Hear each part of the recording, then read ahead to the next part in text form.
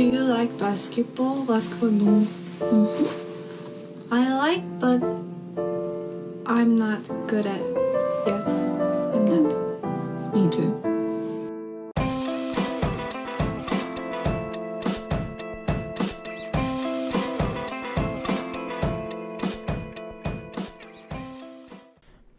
So I have now seen both the documentaries about the Ocean Gate submarine submersible implosion. I've seen the HBO one, and the Netflix one came out yesterday, and I watched it all. So what questions do you have for me about the whole situation? I can answer all of them. Does it affect your trust in other submarines? Absolutely. I'm going to do... You know what, though? I would never go in a submarine. Even the number one submarine I wouldn't go in. Not even... Okay, I mean, I'd probably go in the top 5 to 7 subs. I will say, I went to some naval museum. Maybe it's in New York, but I honestly don't remember it all. But they had one of those submarines where it's not under the water, but it's just sitting basically in the water. Oh, I have done that too once, yeah. And then you get in there and immediately you're like, yeah, there's absolutely no way I could possibly be in this thing for real. Even I get claustrophobic super easily. I don't know how you are. Oh, not great. And I'm afraid of the water. And so I wouldn't be comfortable being in just a metal box, and I wouldn't be comfortable if there's a window and I just see the dark, endless, vast ocean. I'd be like, oh. I mean, the water doesn't bother me at all. I can't go in the water in GTA. You can't go in the water in GTA? No, they have a submarine in GTA. I'm uncomfortable. Whenever I had to use that, I was like, oh no. Why do you think that is? If you don't mind me asking. I think it's just scary. I think I'm afraid of drowning. I'm afraid of any sea creatures. I'm afraid of shark. I'm afraid of dolphin sexual assault. I'm afraid of a lot of things in the ocean. So actually going back, I have a family history. This goes back a long time, where my family, we're typically more comfortable on land. We're more built for land. So I completely feel you with being more comfortable on land. At what point does the water become too much? Obviously a glass of water. Oh, I love it. Oh, some ice cubes? Oh, what a blast. So that's not my line. Ice cubes, fine. Shower? I'm a long shower taker. I'll be in there I watch YouTube videos in there. So I'm in there circa 25, 30 minutes circa. In winter, it could be longer. Okay. I'm kind of a 2-shower-a-day type of guy, I've realized. I've been doubling up a lot recently, but I hit the lotion hard. Okay, that was going to be my next question. Mm-hmm. You've got to. When did you start? I feel like white people aren't taught that early enough, that you need to lotion up after the shower. I didn't know till it was an adult. Well, this is one of those things that my mom tried to instill in me. Okay. Early on, she was like, you don't want some lotion? Of course, I was 11. I was like, no. What are you talking about now? That's for girls. No. But I don't know. I think I got to 16 or 17, and it's my skin's just dry and I'm uncomfortable all the time. And if you go try to work out or do some cardio, you'll get really itchy if your skin's dry when you start to sweat, and you can't abide by that. So I've been lotioning up for quite some time now. I think it's a regular habit. It's not something that I'm trying to get myself to do, so I'm pretty happy with that. There's very few things in life that you can get to that level. So it's not a performance. It's you. When you're putting the lotion exactly. on, that's you. Much of my routine is a performance for sure. Where I'm I need to be doing this. I need to be doing. I got to go get a certain number of steps or whatever. I've been good about working out recently, but it's mostly a performance. There's a girl on TikTok who does get ready with me for my first date, and she always starts the video with brushing my teeth because it's a nice thing to do, and that's always odd to me. What do you mean it's a nice thing to do? I think it's a necessary thing to do. No? I mean, I guess it's nice in the sense that your breath doesn't stink, so you're doing it for other people, but I feel like she probably doesn't mean it like that. It feels good to have just brushed your teeth. Yeah. Unless It does. hey, I don't can get drink where she's orange coming juice from. after though. No, I'm not a big. OJ is just not in the rotation at all. I may not have had orange juice. Definitely not in this calendar year. Maybe not in last calendar year. When's your last glass of OJ?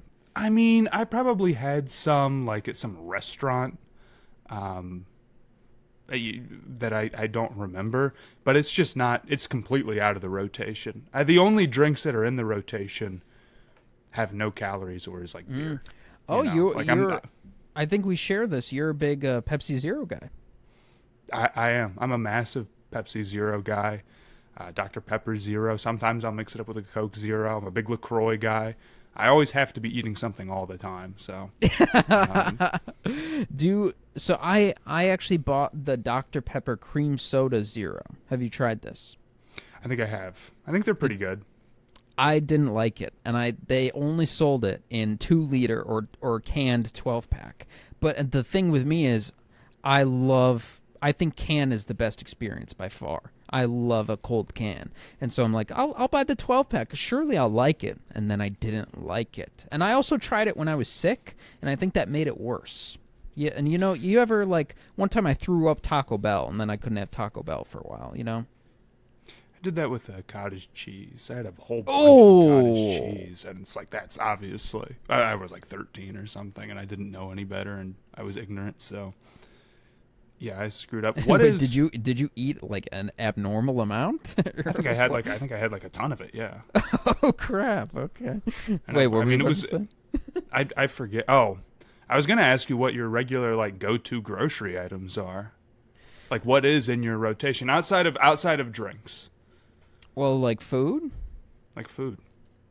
What's your diet? Hey, it's not great. I don't cook too My much. diet's not any good. I don't cook at all. Yeah, we can keep it a buck. It's yeah. There's if I've if moved there's- off of Hot Pockets for breakfast within the last couple of years, so you can't say anything unless it's like totally insane, unless you're like worms or something.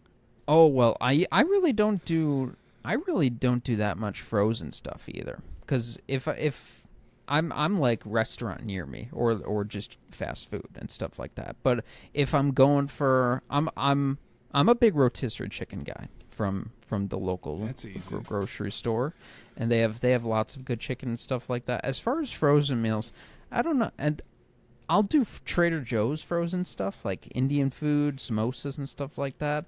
But for the most part, not a huge frozen guy. Frozen can get pretty pricey pretty quickly to the point where it's like It's not might worth just go to frozen Chipotle, pizza. you Like know? frozen pizza's never worth it over frozen normal. pizza. It's like it's not that much cheaper. It's like some of them are good, some of them are like way worse than order out pizza. But then if I have to like preheat the oven and wait, it's really not that Yeah. much more convenient. I get it sometimes. It's sick when one of my friends has like, I have a frozen pizza and we're gonna make it. I'm like, cool, that's great. You got it, brother. But I'm never running that play ever. There's no frozen pizza that's better than a $5 Little Caesars pizza. I think. And then when you factor in the Domino's and Pizza Hut $7.99 menus, but you know what they do? They lie to you. They say get everything for $7.99, but they make you get at least 2 things. So you can't actually leave you can't actually check out with $7.99 in the cart. So it's really a $14 endeavor. You could put one in the fridge and save it for later. That's a dangerous That's game, true. I guess, because I'm not saving it that long. Yeah, I'm very undisciplined. I have a free Pizza Hut pizza waiting for me, and I'm like, I got to stretch this into 2 days. But we'll see if I'm able to do it. But the I don't think there was any room for food on the Ocean Gate submersible. It really did sound like the worst move of all time to go down in that thing, dude. I know that like it was never realistic that they were like actually like trapped at the bottom of the ocean floor, but even imagining it is a possibility, dude. Oh my god. How much would they have to pay you to do that? Oh man, to do that? Assuming with that guy or that guy, or is it just no amount of money? Well, do I know nothing? Because, like, the whole documentary, and guys, for anyone curious, watch the Netflix one over the HBO one. The Netflix one goes into far more detail about how reckless this guy was.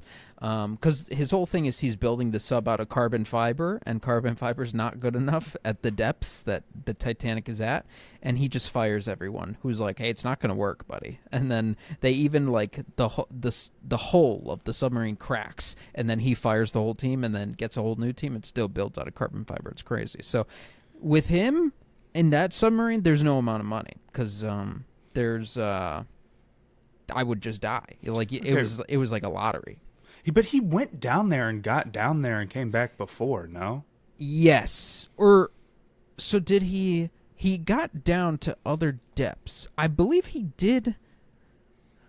I think he did get down to the Titanic in there before.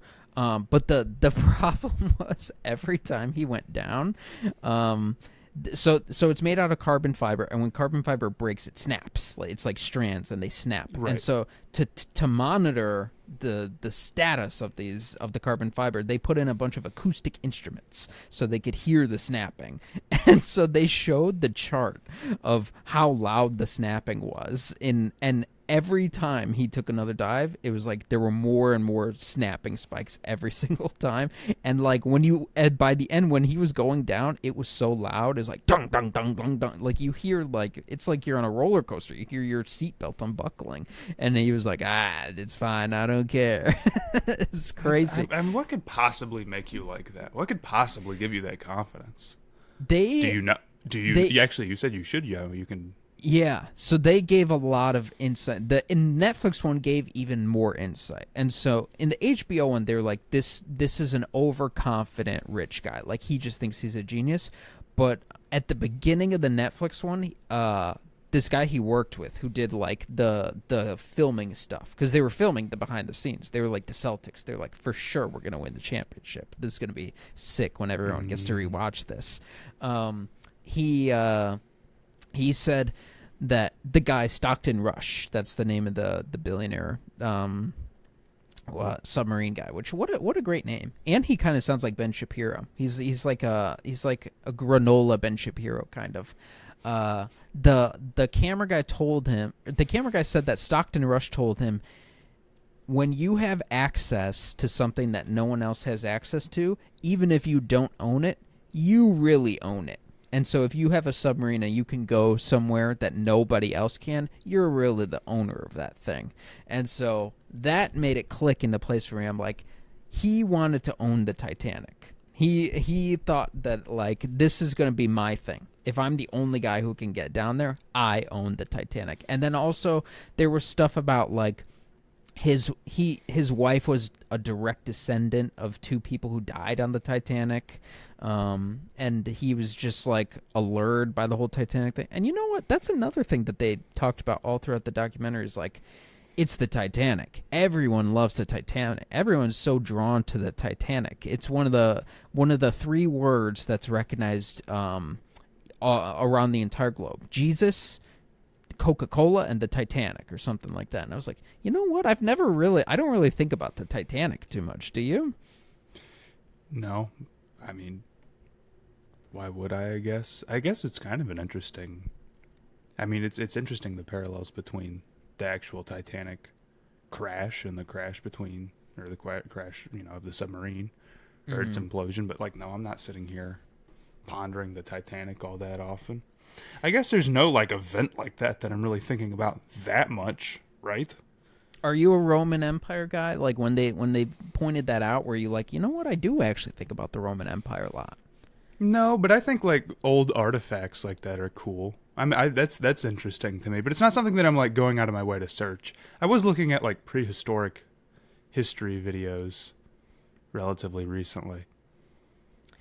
I just saw a video where they were talking about about how all the deep ocean stuff, they got a major power up after the asteroid that killed the dinosaurs came in, because it killed everything on the surface and it killed a lot of stuff above them. So all the dudes, like giant squids in the deep depths, they got like a major power up. They got a major buff. What kind of stuff were you seeing? Oh, I was seeing about like honestly, I watched a video about whether or not people with disabilities like existed in prehistoric times and like could have made it. And their answer was like, yeah, kind of sometimes in a way you wouldn't expect. So I thought that was interesting. Like there was I forget what it was because it's always so interesting. It's like how do they figure that stuff out? And Yeah. one of them was like, well, this person like we know they had a disability, but they also had like a bunch of cavities, which means that somebody was like bringing them fruit all of the time. So someone was Really? taking care of them. I'm like, that's pretty, because otherwise, because like normally you wouldn't get cavities back then, I guess, because you need a That- lot of sugar. Really, that's the only thing that causes it. So I don't know if you, it's the only thing that causes. I look. I'm just saying what I heard in a YouTube video and purporting it as fact, but don't check me or put any pressure on me to. we used to have a guy in the Patreon who was like a Genghis Khan expert, but I don't know if he's still here. Augusto Dabos, are you still here? So chime in if you know. Well, actually, that's way later, so maybe not. But yeah, there's a lot of crazy stuff going on. My prehistory. take is that it just would have sucked to live back then. It would have Oh, sucked to live. absolutely.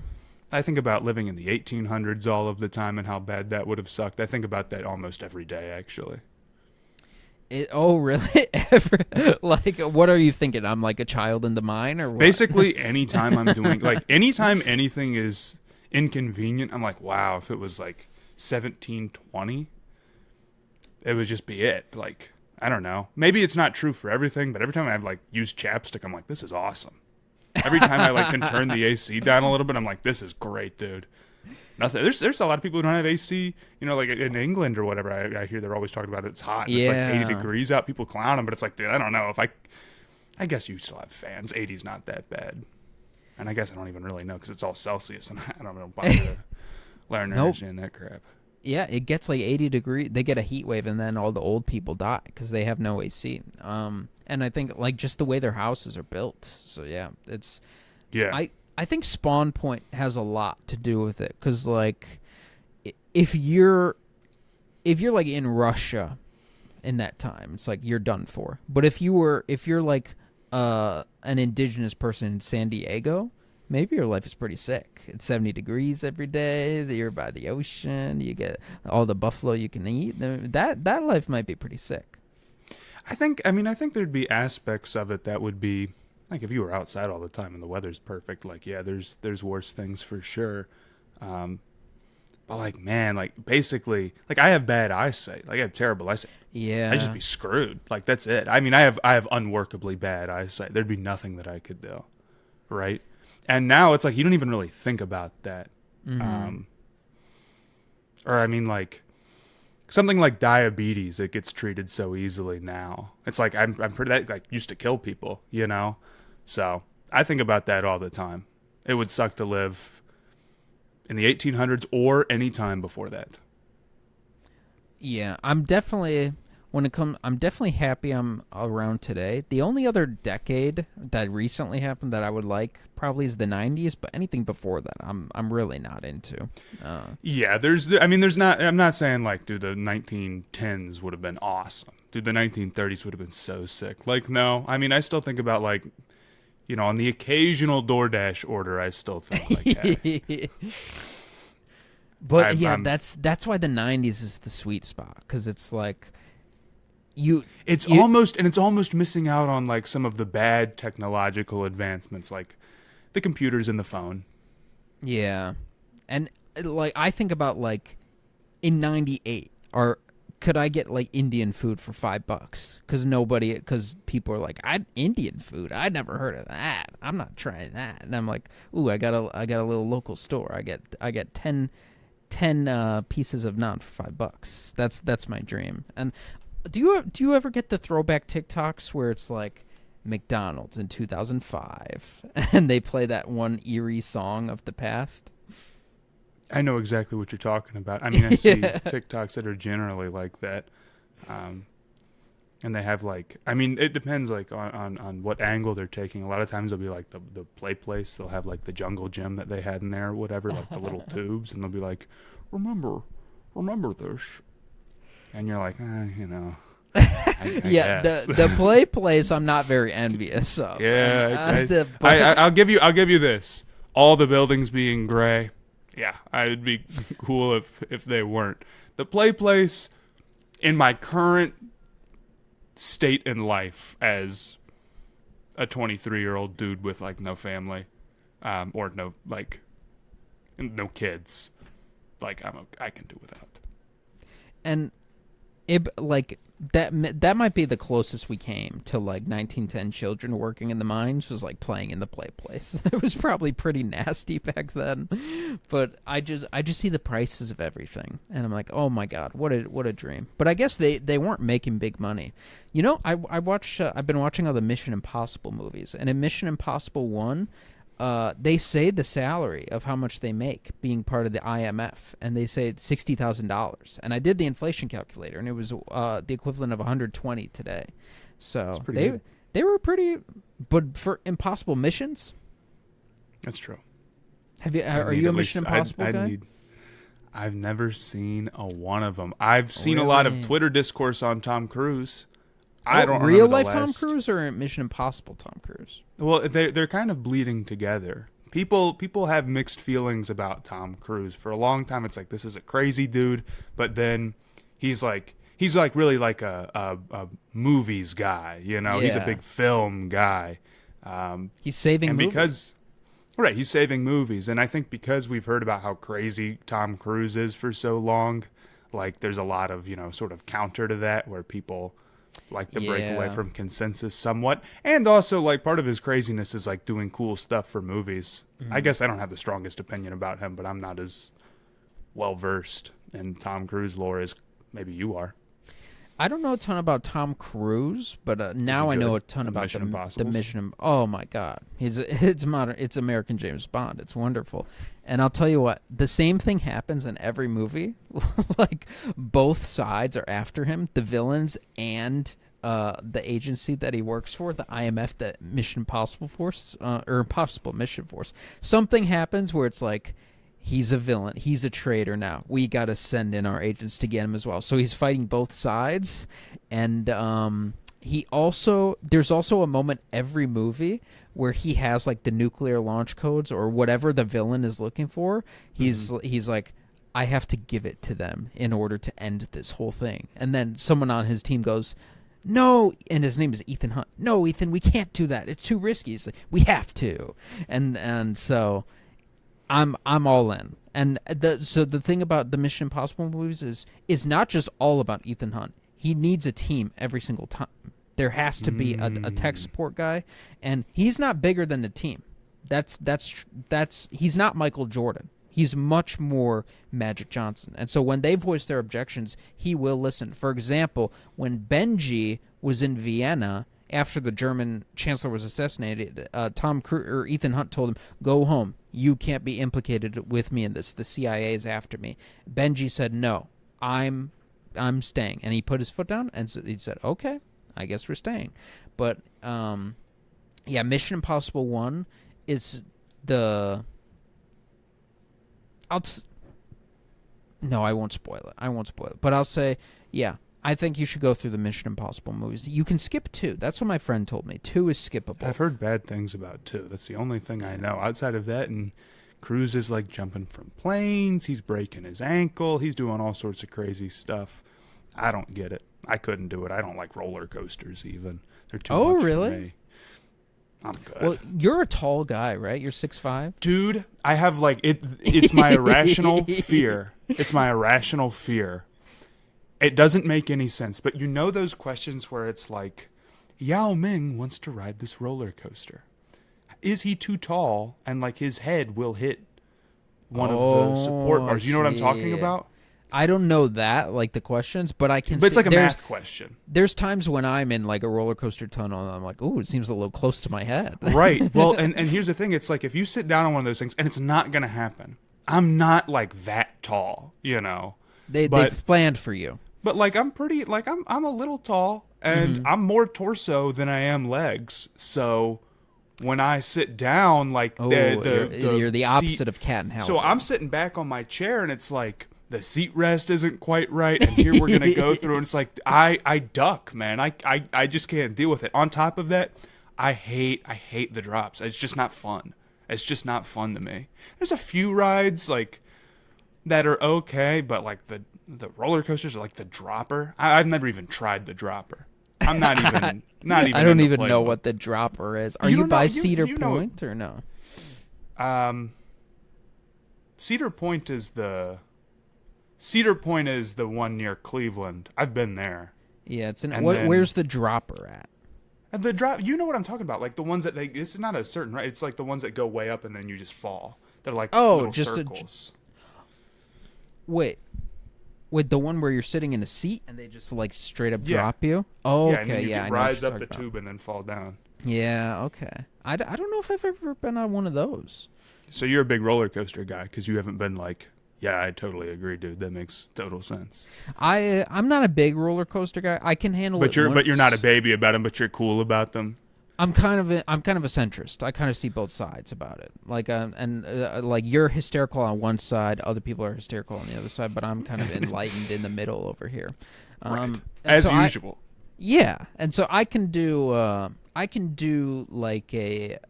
Six Flags once a year, but I haven't gone in a few years. So I've got a lot of Six Flags goodwill built up. But I do admit, like in line for the first roller coaster, all I'm thinking is I'm gonna die. I'm gonna die. This is what is gonna kill me. Here's what bothers me. On my most recent trip, I went and I did the first roller coaster. These were not like the big coasters. These aren't like here's our fastest one, here's our tallest one. And I'm like, all right, I got through it. Like that kind of sucked. I'll do another one.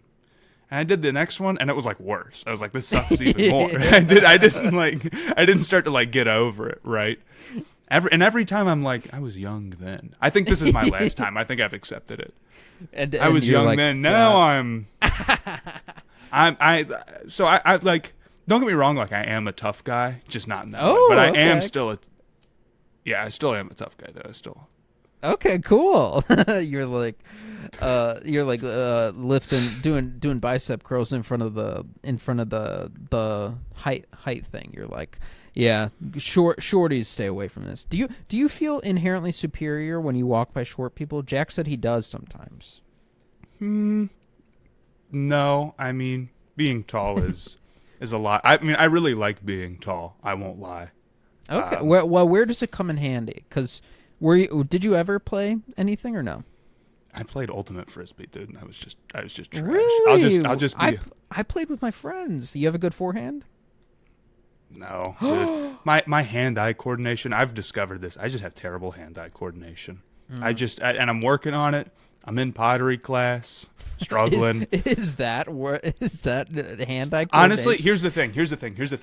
It sounds like it's like, what are you talking about, dude? I promise you, like it takes so much practice to get even decent at it. If you don't have it is hand-eye coordination with pottery. Okay. And golf. Maybe that's a better one. I'm terrible at golf. I'm gonna have to go and like really sit there and figure out my swing. I'm not just going up there. Like I have some friends where it's like they're just kind of okay naturally, or they progress kind of naturally. It's a struggle for me, man. Yeah, I'm not into golf. What were you about to say? You're still what? Oh, I'm just saying. Even though I'm struggling in pottery class and I'm scared of roller coasters, that doesn't mean I'm not a tough guy. So where does your height? What do you like about being tall? Because I would think there's a lot of inconveniences. Like you're a guy. I'm sure planes are not 100% success rate for you. Planes suck. Planes are so bad. Every time you're like, it's so much better than driving, because I don't really like long road trips either. But then you're like, okay, well it's a third as long of a flight, but it's 3 times as bad. Like you still have to pay the same amount, if you know what I mean. Yeah, in terms of the suffering. mental strife. Right. Planes are tough. Car selection is also a little bit tough. There's certain my issue is not my leg room, but it's my headroom. Because I'm a little bit more torso. Are you touching the roof or what's going on? on some of these, my mom has a Chevy Volt. I can't sit up straight in that car. And it's not a smart car or anything, you know. Well, but the it's real issue I pretty have, progressive for the time. Let's not downplay it. But The real issue I have is like if your head's too high up, then you can't see high up out of the windshield. You need a better angle, and you can't see the lights. So I have to be like all the way down. It's not. I mean, it's really not that big of a limiting factor. How's your it's not. blind spot checking? Well, I'm just a pro, so I don't even really. Oh shit! Oh well, actually, that makes me uncomfortable. Guys, do not drive in Matt's blind spot. I'm just. So, what are the pros? What are the pros of being tall? I mean, I don't.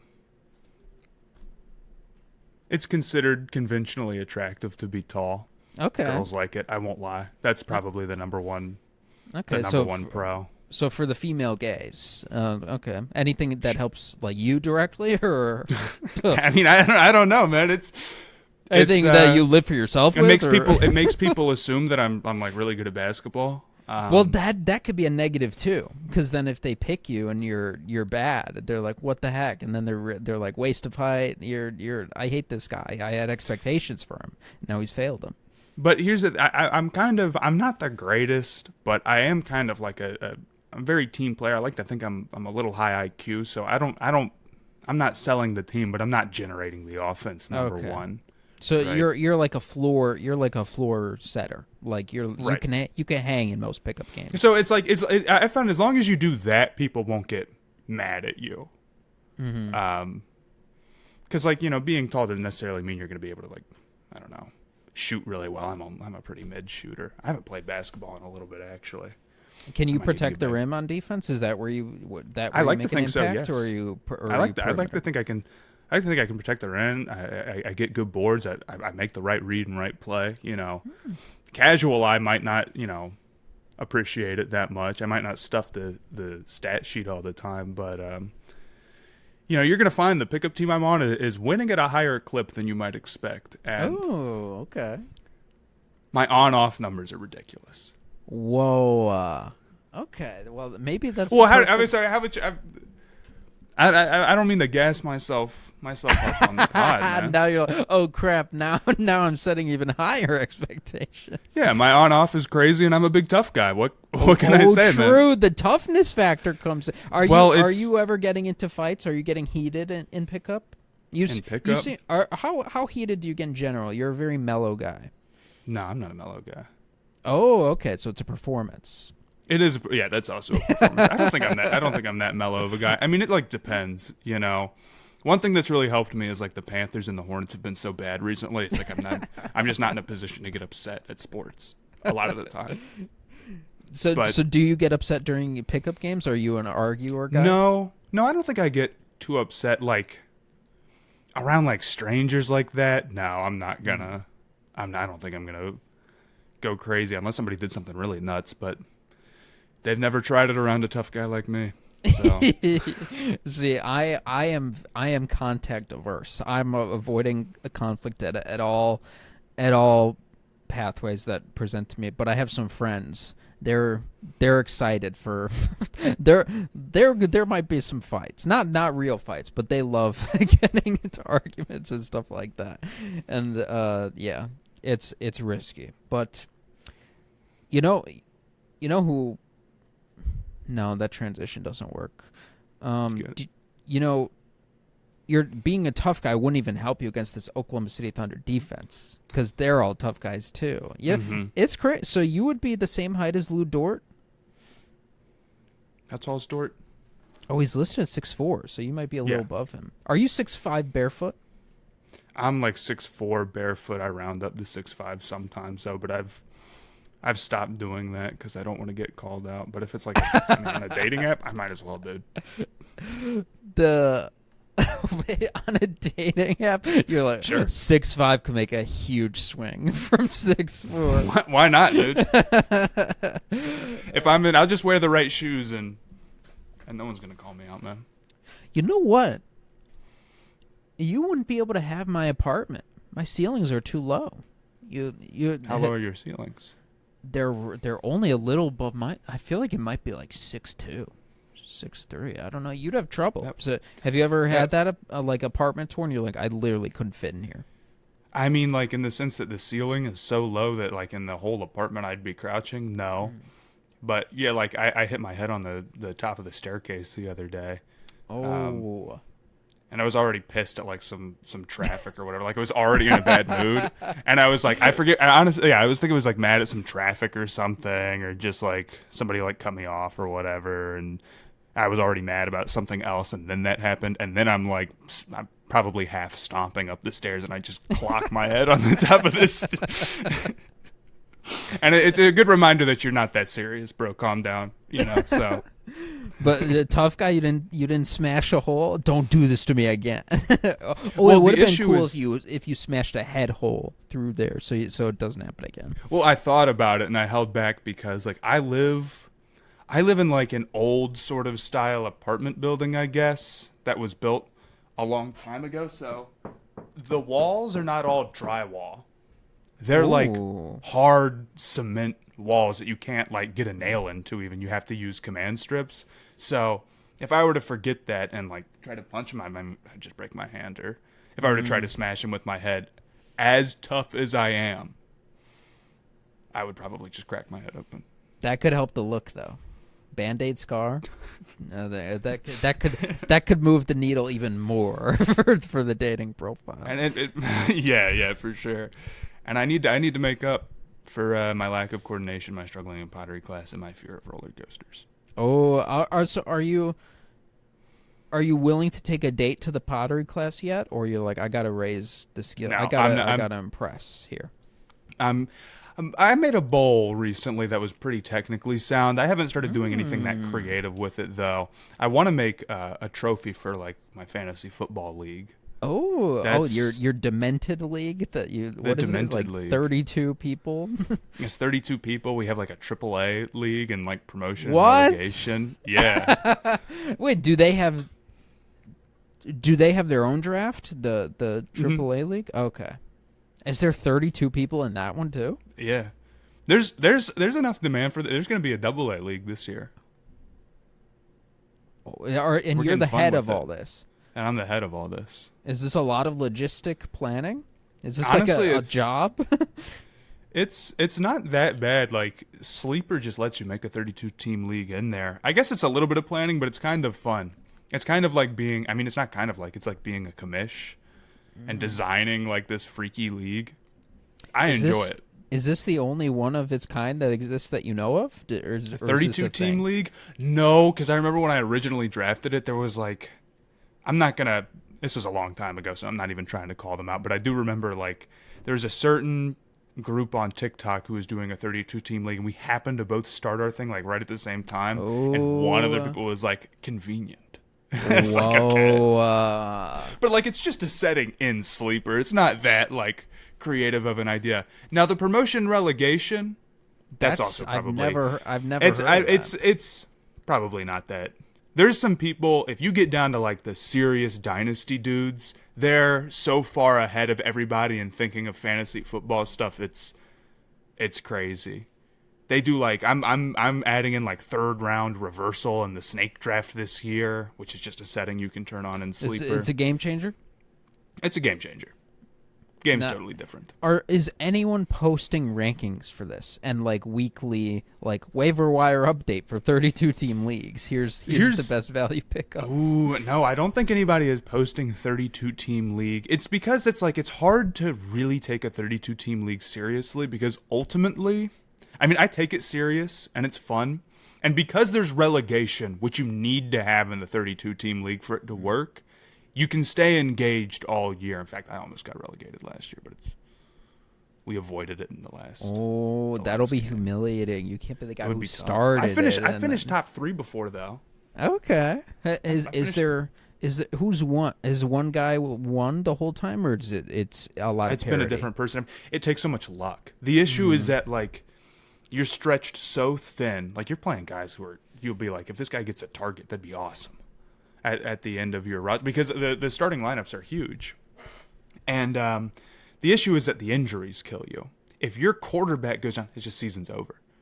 You're just done, right? Or if like your top receiver goes down, it's like that just cooks you. There's no one to go like pick up and survive for a little bit, and because the maximum number of playoff teams you can have on Sleeper is 8. then you really have very little room for error in terms of like screwing up in the regular season, which I think makes it fun if you also have the threat of relegation, meaning that you want to keep doing good even if you're out of the playoff race. But it's tough, and there's a lot of luck.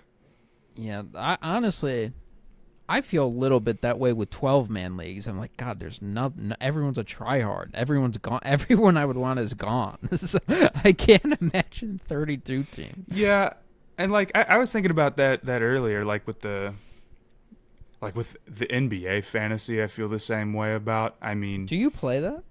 I play a little bit. My general strategy is always just like, don't be the guy who's like, I'm going to take the risk on blah, blah, blah. Because in the NBA, it's like not even a risk. You know, it's like you're just picking a guy who will not play 82 games. This guy. Embiid could be a steal in the third round. Yeah, I'm going to go Embiid, LaMelo, and Zion. And if I'm right, it's like there's just no chance, you know. I mean, how many 65 game seasons have those guys like combined for in the last 3 years? Like not many. But even in fantasy football, like Christian McCaffrey is one of like the big swing players. He's very boomer bust, and he'll be like running back one if he stays healthy, but he has all these horrible injury problems. It's like, you know, it's just like gambling at that point. Yeah, but yeah, and fantasy football, it's kind of like gambling in general. And then the stock market is the fantasy football of real world. Do you ever think that your fantasy skills could come in handy with stock market picking? I think I see a lot of the time it works the other way around. I mean, these dudes who are really into fantasy, they play in like 40 leagues. They play in like 50 leagues because they think they'll win like over the course of, you know, if they up the sample size. And if you're good enough, hypothetically, They're paying you an will. entry fee in every league. Yeah, they're paying an entry fee in every league, and then they're talking about players in the terms of like how many shares they have. I have no shares of this guy. I'm out on him. I'm at like 33% exposure on CD Lamb or whatever. I'm not kidding. It's exactly. It's not even like. I have seen the uncommon. shares terminology a little bit in the fantasy football subreddit, and like I get how that stuff can be fun, but ultimately the issue with it is that then you turn on the games on Sunday and it's like everybody is on your team and against you at the same time. And it's more fun in the off season, but those are the guys who really like making trades, which to me is like, I just don't love making trades that much. Sometimes they're fun, but there's guys who will make like 12, 13 trades a season, and that to me is, I don't know. I don't make trades because one time I'd made a trade. I thought I was getting Bijan Robinson. I got Brian. So I was like, I'm done with this. That's tough. I'm done with this stupid mechanic. All right. Game 3. We had a big upset. Let me timestamp this. What are we at? 42 minutes. All right. Do you mind if I go to the bathroom real quick, or? Oh yeah, go for it. Here, let me do a little pause. I come on State of the League. I know, do not have it out. You better warm up your yap whenever you come on the big stage. Oh yeah. Okay, so we have a huge upset, which if anybody watched the last State of the League episode with Carson from Turtsush, we were pretty doomer about the Pacers. We were like, yep, the jig's up. They got him. The Oklahoma City Thunder have decided to stop everything the Pacers were doing. They'll be lucky if they win another one. This is going in 5. But immediately we get another Pacers victory, and it seems they've pulled some answers to what Oklahoma City was doing. And so I only have had a chance to rewatch the first and the fourth quarter of this game. So I missed a lot of the meat. But so in the first quarter, and this is crazy, the Thunder were 61-2 this year when leading going into the fourth quarter in the regular season. They're 1-2 when they're leading and they go into the fourth quarter in this series. So Indiana's truly just doing the impossible. And then Indiana outscored OKC 32-18 in the fourth quarter. They held them to 35% shooting, and they win this game. What were your expectations for the Pacers this year, and has it changed following going up 2-1 for this series? I think the perspective, I don't know if you said life on the line, pick a team to win, I'm still going, OKC, but I feel about the same that I did when OKC went down 2-1 to the Nuggets, where it's like, I think OKC is a better team, but there's only so many games in a series and they're in trouble. And OKC was in trouble in that series. It went to 7, and of course they like took care of business kind of handedly in 7, so you can sit back and be like, well, you know, whatever. You always like retrospectively do that. I mean, I think about like the 2018 Warriors, where it's like they were so dominant, nobody was beating them, but like they got taken down to it, you know, by the Rockets or whatever. But I kind of feel the same way now, where the series has shifted, right? Now it's like there is no more idea that the Pacers are maybe a little lucky to be here, or that the Pacers have this magical run, but they're going up against like somebody unbeatable. They can get these guys in some games, and you will look back and be like, dang, they were really up 2-1. They really had a shot if they don't close this one out. Now, that's true for the Thunder, too, where it's like if they don't win, it's a huge disappointment. But now the Pacers have gotten themselves in such a good position, I guess I'm trying to say, that you have to make good on it. The pressure is on both of these teams now, not just OKC in that way, I guess. What do you expect? So going into the series, I was OKC in 6, and I was like, I was like, oh, I think the Pacers, there's something magical going on. They could make it more competitive, but the last game definitely took all the wind out of my sails, because it felt like they literally just locked in the defense, and they're like, okay, we have adapted. You are not going to do anything ever again. And I was like, I'm watching this game right now, and they're not scoring. I can't imagine them scoring ever again. And so I got pretty down. But then now we have like this game where they just bounced back, and they like they're just like, no, we're just going to ramp up the speed again. We're going to become the Pacers again, and everything is back to normal. And somehow it's swung. And so there's I think the big problem in the last game was that they just couldn't get to the paint at all. Right. And like Tyrese Halliburton was like spent more time running the offense from one step in front of the half-court line than anybody I've ever seen in an NBA game. Like, he was just pushed all the way back. And there was a big points in the paint disparity, and there was a big free throw disparity because they couldn't stop Shea. And so that was the big limiting factor. In this game, they were pretty even. So OKC scored 48 points in the paint. Indiana scored 50.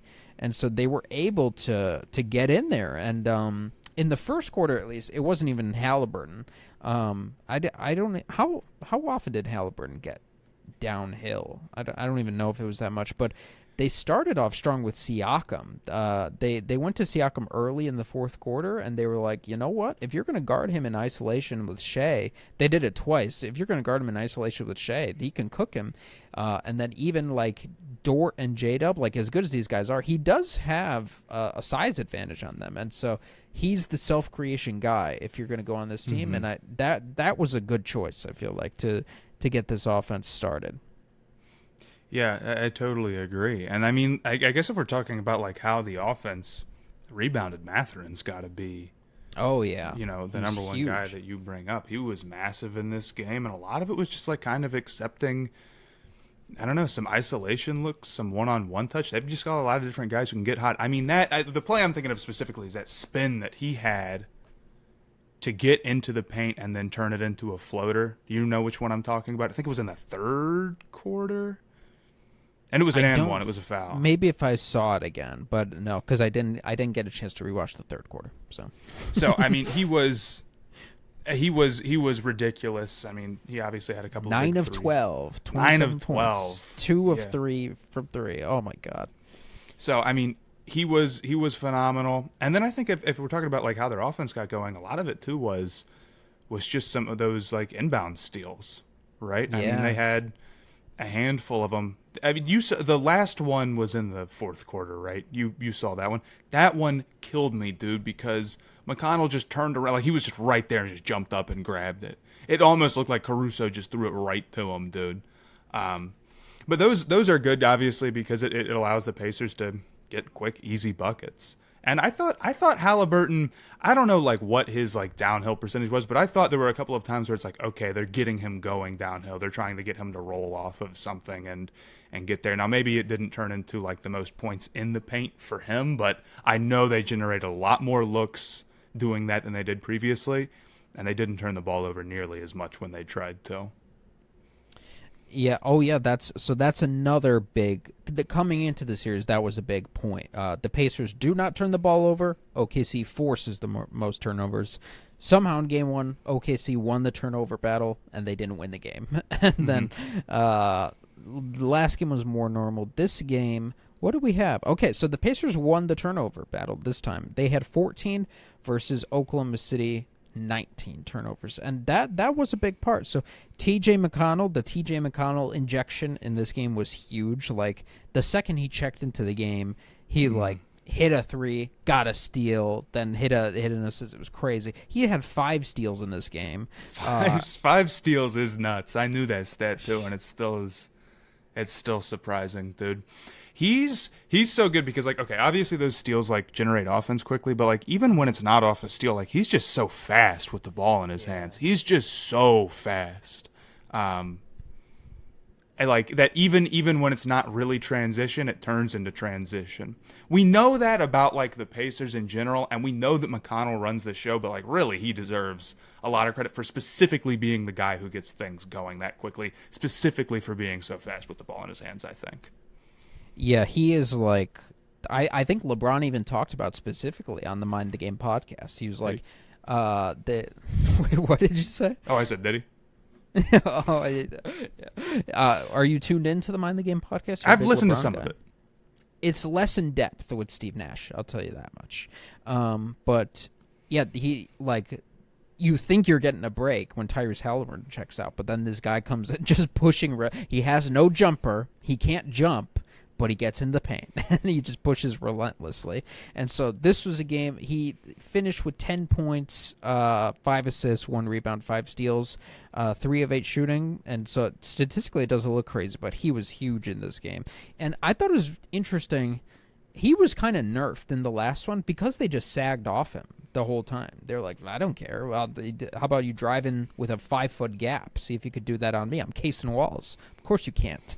But this game, they were guarding him like up close. So that was kind of crazy. I was like, maybe don't give this guy the advantage. I mean, I don't know what that is. Like we stomped him out last week, and then I guess they left one ember burning. They were like, it's not going to turn into a fire. Then it turned into a fire. And then, yeah, just in general, like, Siakam had 2 steals, Nesmith had a steal, Turner had a steal, Halliburton had 2, Ben Shepherd had 2 steals off the bench. The Ben Shepherd minutes were crazy. He hasn't been getting that much run. They bring him in the first quarter. He's, like, flying around. Immediately, he is, again, the guy hits a three-pointer. Wait, what this? They have him as 0 for 2 on the ESPN app from 3. Was his toe on the line? They're wrong, and they're trying to fix the games, and you've caught them. Guys, call Adam Silver. Tell him Matt sent you, because me and him have bad blood. He's the sluttiest commissioner in sports. Talks about underwear way too much. But yeah, Ben Shepherd, I swear to God, he hit a 3, and he's a great like pesky defender as well. And so he was doing he had a couple of good moments on Shea, I thought. Yeah, and with Shea specifically, I think they also picked him up way further out. Oh yeah, like, they were picking up full and that was their a ton whole in this strategy. game. To me, because like we can talk about like everything that the Pacers did on offense, I don't think the Thunder played like the worst game defensively. I think what really happened is like it came down to late in the game. The Pacers were doing a better job against Shea. They were bothering him, picking him up early, throwing different pick and roll like stuff at him, just making him work really hard in general, and the whole team worked really hard. And then it was about tied. Like we got down late in the game, and the Thunder were just out of steam. I thought a lot of those possessions late, like just nobody moving around, just kind of hoping that like a one-on-one matchup is going to be enough to do it. And like I like a lot of the one-on-one matchups that the Thunder can create, of course, but it didn't feel like it was like this is our best look. It's like this is our easiest look, and we're all out of gas. So to me, that's what ended up making the difference, because like in spite of it all, In spite of it all, the Thunder were still like super in. I mean, they led in the fourth quarter. They were still super in it until late. And I think that explains stuff like, the Caruso, the final inbounds steal. It's like that one was just really, really bad mistake in a really big moment on a really big stage. I think that stuff definitely comes down to fatigue. So to me, that's the number one thing that got him. But I think it just sets up such an interesting game 4 because it's like game 2, Pacers, pressure bothers them, they get really sloppy, they make a ton of mistakes, they get crushed, right? Game 3, Pacers send that energy back at the Thunder. Now they're the ones being pesky and bothering them. They're not quite on maybe the level that the Thunder can get when they're going at their absolute best, of course, but generally that's why they were able to win this game. So now game 4, the Thunder have to respond to what the Pacers just responded to in some way. And it seems crazy because, like, picking up full court, like, for decades, picking up full court has been, don't do this. It tires your guys out way too much. And even, like, earlier this year, the Warriors, do you remember when they were playing, like, a really deep bench? They were playing, like, 13 guys or something crazy, and they would swap them out constantly. Mm-hmm. And their strategy was, we are going to play hardcore aggressive defense and just swap these guys in and out.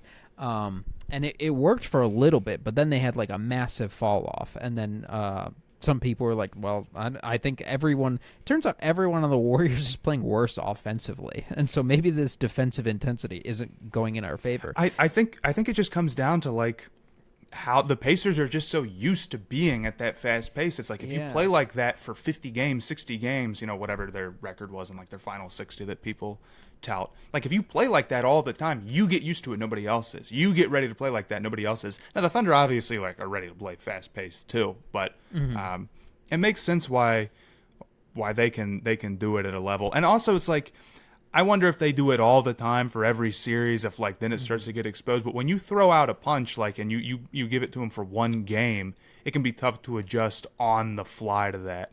And instead of like, I guess when you have a couple of days to prepare for it, which the Thunder will now. And the Pacers aren't even going like that deep into their bench. I mean, they just ran basically like an 8-man rotation last game, unless I'm confused.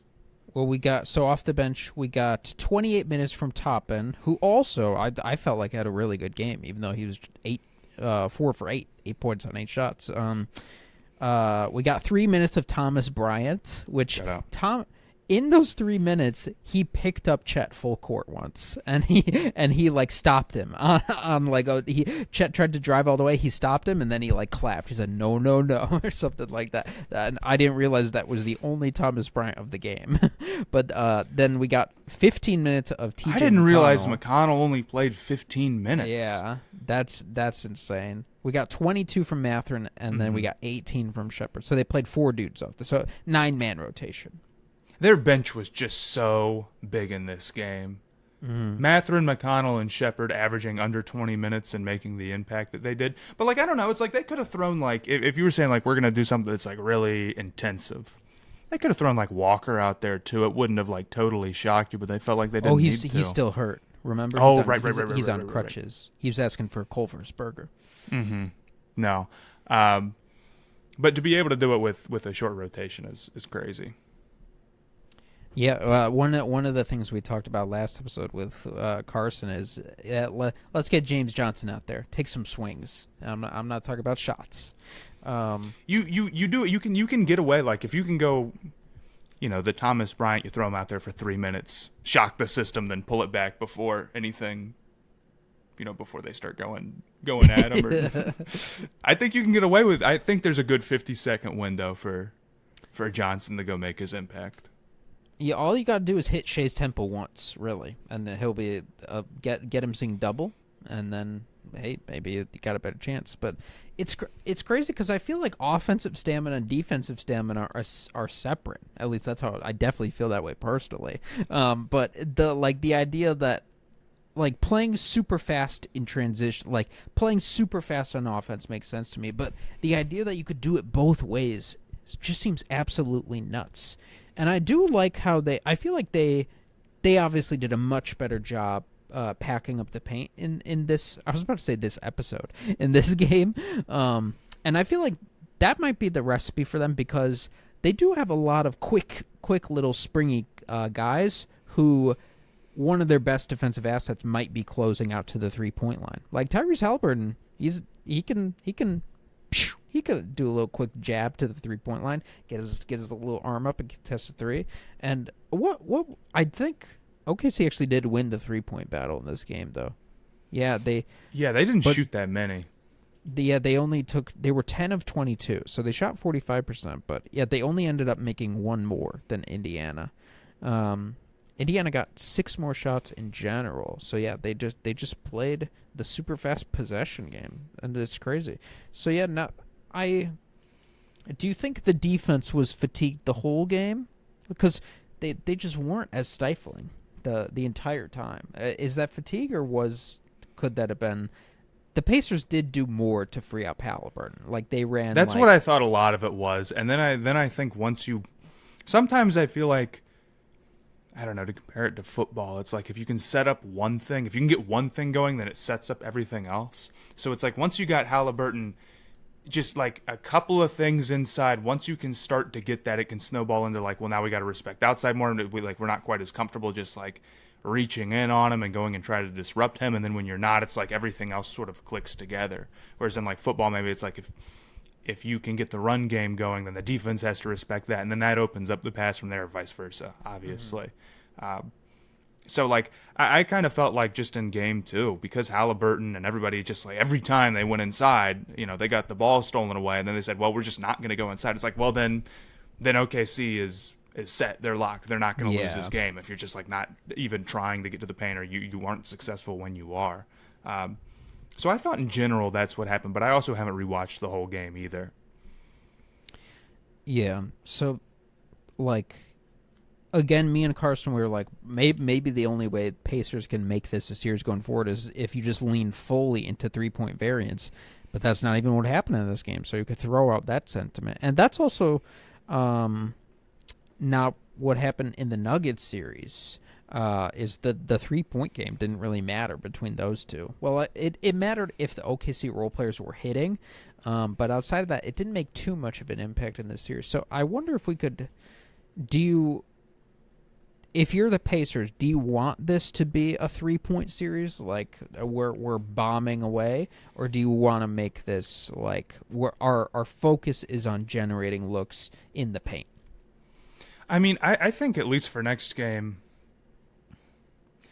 I think you want to get into the paint. I don't know if you necessarily want to play it one way or the other strongly, right? I mean, it depends on what OKC gives you, would kind of be my take on it. I mean, it would be nice if you could have like a magnet ball game that you also get in this series, and then you're at 3, right?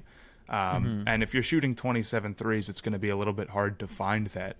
But if OKC is not going to match your pace later in games when you're flying down there and trying to make something happen quickly, and you can get inside and make a play, like I don't see why you would stop that. And I certainly would ask OKC to continue to find the answer of like, okay, how are you going to deal with us pushing like this and you running out of energy? What are you going to do about that? So I don't know if I think it has to be one way or the other entirely necessarily. Like you're just going to say, well, we got to go shoot 53s next game because like we have to draw them out, or we have to have a magnet ball game to get another one. So Shea not great in this game, 24 points on 20 shots. And what's even more interesting about the picking him up like full court thing is that was a weakness for Minnesota. They picked him up like far deep out there, and then they started getting killed by that. And then one of the adjustments they made throughout the series, did they win one game or did they win 2?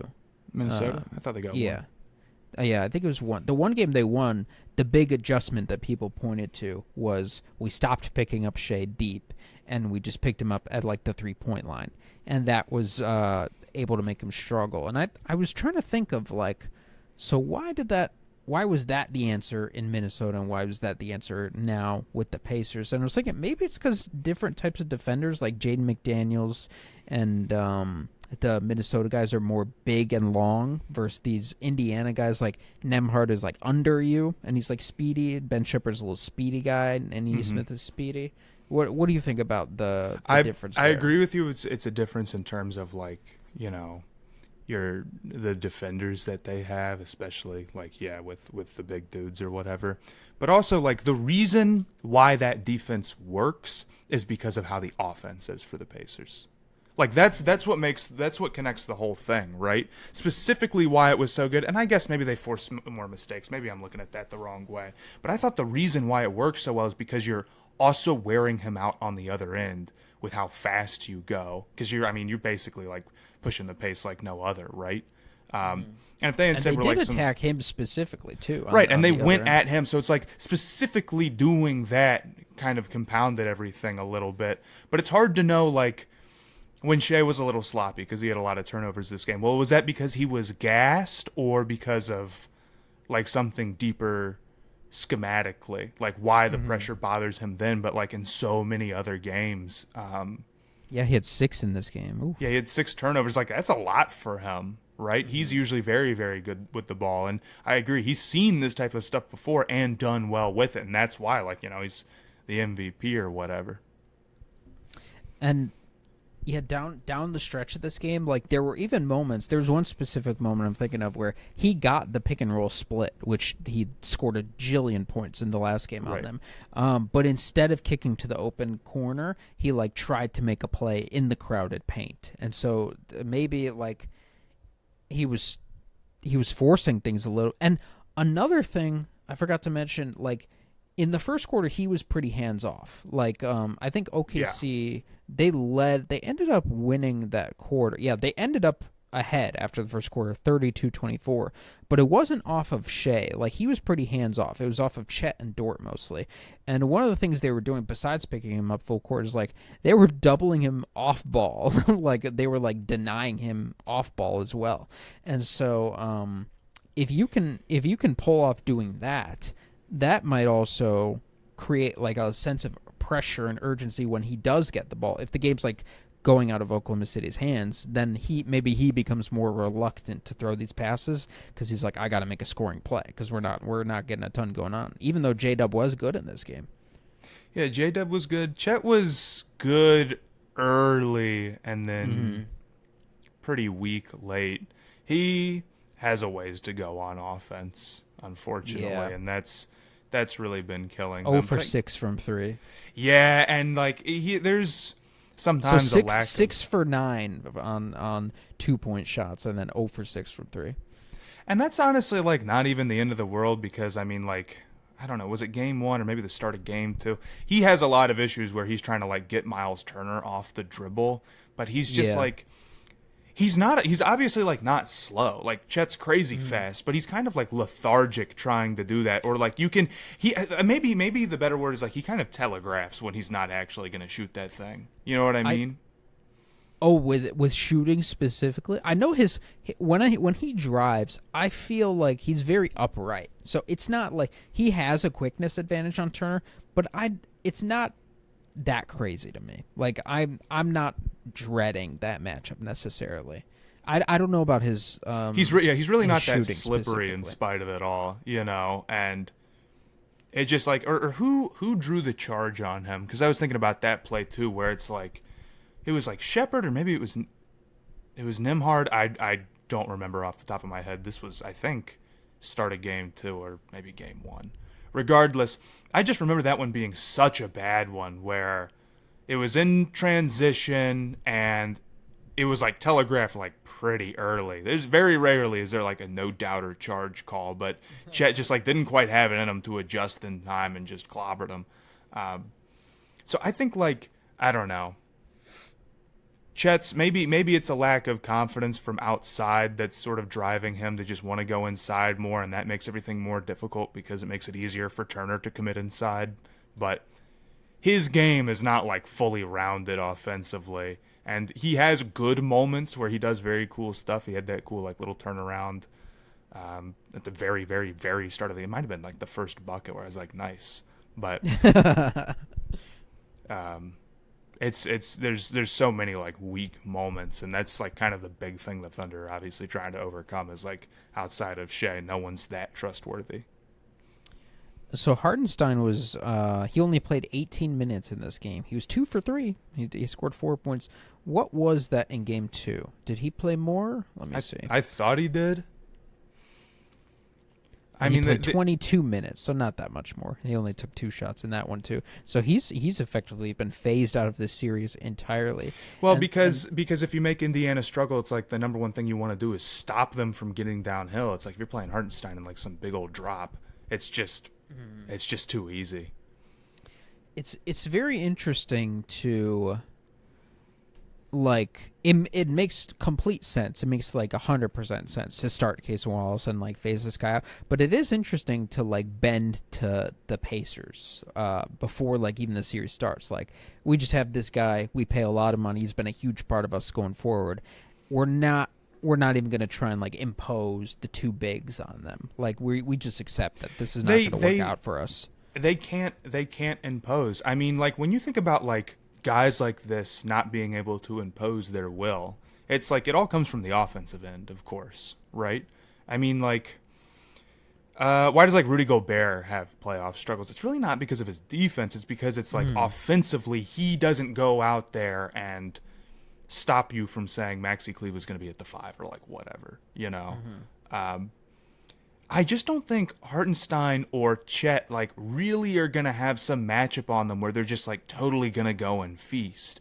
They're good offensive players. They're good at some things, right?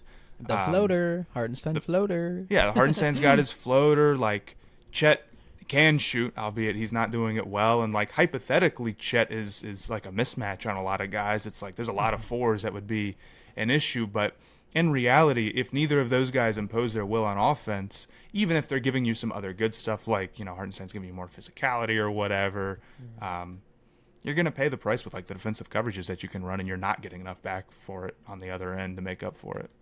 Unless and then you get, like, the Thomas Bryant minutes or whatever, and the Pacers go big, but they didn't really play him. Yeah. The only avenue where it would really come in handy would be as a screener, but OKC doesn't really have a dynamic off-ball shooter, do they? Like someone you run around movement and hit off the catch. I don't. Well, they have Isaiah Joe, but he's also someone. He played 4 minutes in this game. It was 2 for 2 from 3. But if he had played 40, he would have hit 20. That could have swung the game. Mark Dagnall, get him on the phone. But yeah, was there any other? The Pacers also had 11 blocks in this game versus OKC only had 4. That is an advantage because they play the Turner-Siakam front court. They are able to have more size than the Thunder, respectively, and also Miles Turner. He got the block on Chet at the 3-point line at the end. Elite perimeter defender Miles Turner. Turner was balling defensively, man. I mean, he had 5. He's been up and down around the rim, but it was definitely an up game. And I guess he doesn't really impose his will, but like if they can't go at him that much, I feel like he doesn't offer like some crazy advantage for OKC, at least not in a game like this. So now that we saw the counterpunch thrown, we saw that the Pacers can turn a game back into Pacers ball. Do you think are you feeling 7 or are you still feeling whatever you said before? I forget. I don't think OKC is going to wrap. I've said OKC in 5, so I'm not feeling that. OKC in 6, I'm not feeling that either. That they're going to get 3 straight against these guys, I just think they're too good for that. I'll say OKC in 7 would be my pick right now, but that does also like put me in the camp of like if the Pacers win, you never believed in us. Which fair.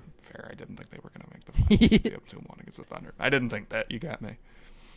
I'm hoping for a Game 7 because it'll be sick. But how? So what kind of ramifications do you think? I think I saw you tweet. You said it would be the biggest upset. I was. I let off of this would be the biggest upset in the last like 40 years or whatever. And like, here's the thing. I stand by that take. Pacers winning the finals this year. And here's the thing: 40 is just like an arbitrary number because I'm not. You had A Turd little Sesh Bill on. Simmons throw out.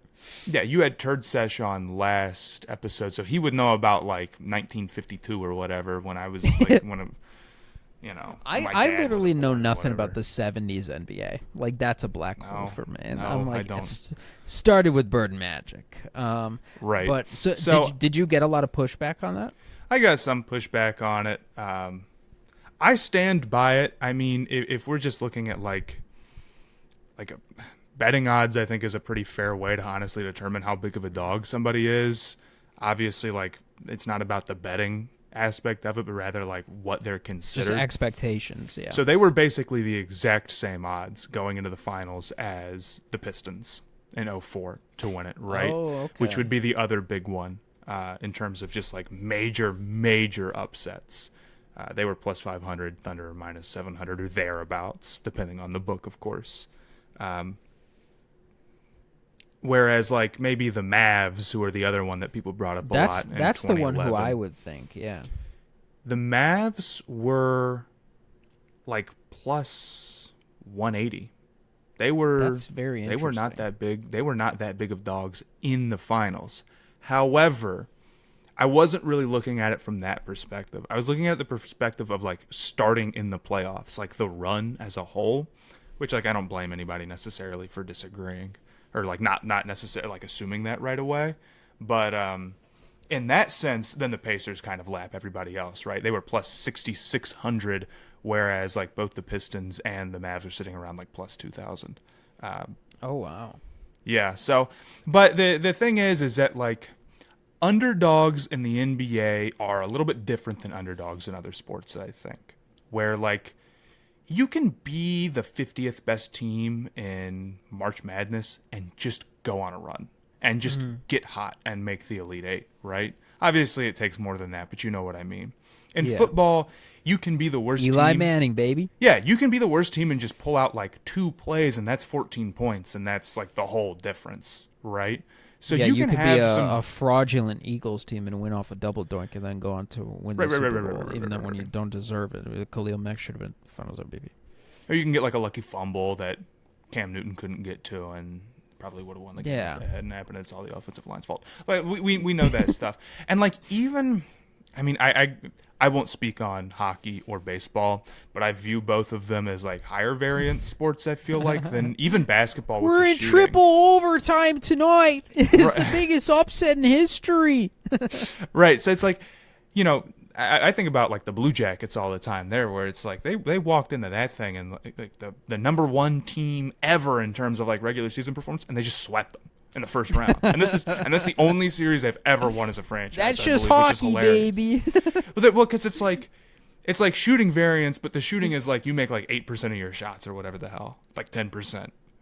And in baseball, it's like you just hit so few balls. I think there's less. And I've seen some like little graph about it. I'm judging all of that off of that without even knowing the methodology. Well, It in makes baseball, sense it's to like me. the Dodgers win every year because they pay. Well, that's the issue with baseball is $1 that billion. it's balanced because one team gets to spend like $1 billion or like Yeah. not, and then spend $1 billion like 15 years from now because it can just work like that, and you can put all the money for it in the contract. What I'm saying is, in basketball, in the NBA, it's really hard to win if you're not the best and you're Yeah. not getting injury luck. There's upsets that happen now because it's like I feel like more often than it used to be. Like if a star player can just go down and that can give you a major break. And like Yeah. I'm not saying the Pacers haven't gotten maybe any injury luck their way. Dame went down, but they were going to win that series anyway. Yeah. Cavs were a little banged up. Garland toe, but Right, he right. was. I'm skeptical of him. I think that yeah. It's like- the Heat said the series before we were targeting him, and that was their weakness. So Right. Obviously the Celtics like kind of getting knocked out before they saw them, and Tatum getting hurt, but also like the Celtics were about to go down 3-1. yeah, And maybe they probably could have lose come that back. series, They probably lose that series. They probably lose that game in that series. But OKC is healthy. I think with the Pacers, it just comes down to like they're just a lot better than people expected. It's a little of both. They've also like hit a bunch of ridiculous shots, and Yeah. how much of that you give to like them being a great clutch team, plus like they're just hitting a bunch of really big time shots. It's a mix of both. 13 of 15 they showed on the broadcast Right, so like the other day from it's a mix of Halliburton, both to me. It's like there's no way they're shooting like 90% on that shots because that's just how good they are, and there's no variance in that at all, I believe. But at the same time, like if you told me let's run back the playoffs, everybody's healthy, like I'd still view the Pacers as like the favorite right now, or maybe I'd have them just under the Celtics. But it would be like next year when you think about the East, there's no question. It's like it's not one of these times where it's like some team kind of trickles their way to the conference finals where their first round opponent like was a team that secretly sucked, and then their second round opponent got hurt, and then they're in the conference finals, and then the next offseason people are like, well, they just made the conference finals. How do you not have them doing blah blah blah? It's not like that at all with the Pacers, right? So I guess the difference is that people don't want to call it as much of an underdog because they're actually just really good in the sense where like maybe other teams are like a little bit more Cinderella. If you feel me. I'm surprised people would be resistant to it because people have been downplaying this team. Well, it's because I worded it in a way where I was like, I should have just said we're 2 wins away from one of the greatest upset runs ever. Fine. When I put the number on it, then I'm like, if you're a Pistons fan, you're going to be like, fuck no. If you're a Mavs fan, you're going to be like, what the hell are you talking about? And then quote tweet me with a gif of Dirk. And it's like, fair enough. So it's and here's the thing. I tweeted it, and then I thought about that. I'm like, maybe I should just take it down. But I always take my tweets down. And I'm like, whatever, it doesn't matter. And then well, it's like, I don't count the Pistons Lakers because it was really intentional basketball terrorism sabotage. You had one guy who didn't pass to the best player in the series enough, and he was just kind of chucking, and he kind of threw the series. But whatever. What are you about to say? The other thing with the Mavs, I will say, to be completely fair, part of the reason why they weren't a crazy underdog is because like they were kind of considered pretty decent, even though they had struggled for a long time. And I guess the general narrative was like Dirk's a choker or whatever. Soft European. Right. When they played the Thunder in the Western Conference Finals, Mavs were just the favorites. Mavs weren't really? Like, yeah. People, part of the issue with that run is like, people think about the name value 15 years later. And don't get me wrong, they played some stars in there. They played like, pretty prime Kobe and like very prime LeBron, and they won. They played that championship Lakers team, right, for the most part, and this is the thing. The Lakers were actually way bigger favorites against the Mavs than the Heat were. That was their bigger upset, and they swept the Heat. They swept the Lakers if I'm not mistaken. That one is one of the far more like in terms of single series. That was their big time upset. The Thunder did they play in round 2. They played the Lakers in round 2. They went Portland. Portland in 6. Lakers was that the Brandon in 4. Roy year? I think Roy was like pretty done at that point. Dang it. Yeah. Well, this is the thing. It's like people, and again, it's one of the all-time great NBA runs. It's a very cool story. Dirk's a cool player. He stayed with one team the whole time, like basically everything you could possibly ask for. But there is some like level of everybody talks about like the current run that the Pacers are on, and they dismiss all these names. But like in 15 years, they'll have seen the whole career and they'll think highly of them. Whereas like the opposite is true for those old Mavs runs where everybody sees the names and thinks like, oh, that name is like James Harden, right? He was a good player. He was 6th in Sixth Man of the Year voting that year. He was averaging. What year is this? Is this year 2011? 2, James Harden? So this is like year 2 or 3. Oh, he's 09 draft. So yeah, I think year 2, right? Right. So like this was like a pretty young Harden, and this is a pretty young Thunder team overall. Again, they were favored in that series, but to be fair. And Lakers was the type of team he was supposed to struggle against, like just the crazy athletes. Yeah, and like Serge, I feel like people thought Serge would be able to handle him well, and he did not. He got bullied. Was Serge starting to like? Where was Serge in his career at that point? He would have been. I feel like he's older than the others, no? Right, that's what I'm thinking. Like he was pretty already like. I feel like this might be like peak Surge, like in the peak Surge defensive hype, the Surge block. That's what I'm thinking. I was wondering where. Okay, so he finished he did not make an all defensive team. Okay. What year is he in? He would have been 21. Okay, so he's younger than I thought too. Yeah, so he would have. Harden was 21, Serge was 21, Westbrook was 22, Durant was 22. Durant was like 5th in MVP, so he was like just starting to crack. This might have been the first season he won a scoring title, I think. Maybe I'm wrong. And he led the league in made free throws.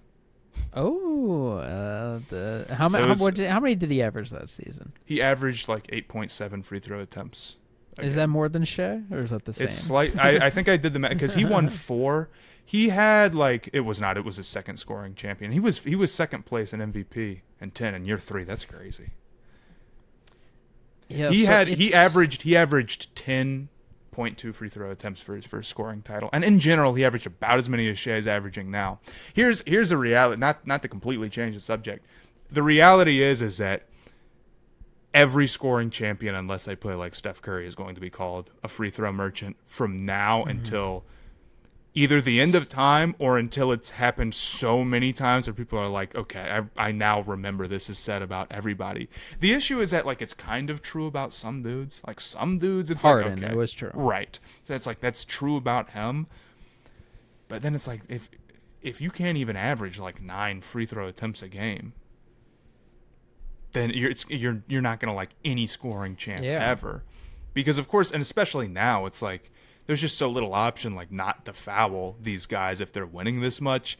We're kind of doomed for it forever.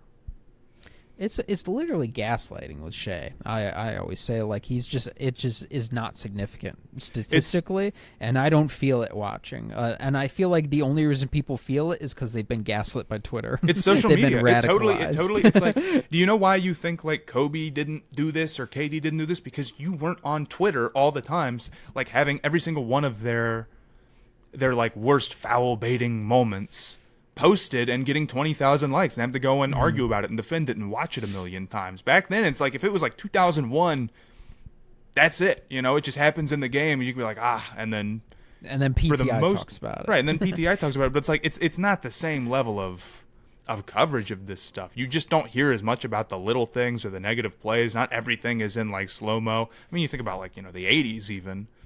You can't even see what's happening. Your TV sucks. You're listening to it on the radio. The announcer can just lie. Yeah, and imagine Dwayne Wade in that 05 or 06 finals, like how he averaged like 50. He averaged the most ever. He averaged like 15 a game or something horrible. It was like 70 in 4 games or something crazy. It was like it was like almost 105. Because I was looking at this the other day. I was just super interested. And I remember there was a Dwayne Wade hate website that I looked at, and they were like, he averaged more fouls than Shaquille O'Neal, who was intentionally fouled. Yeah, okay, maybe then I'm underestimating. He had in game, so that series went 6.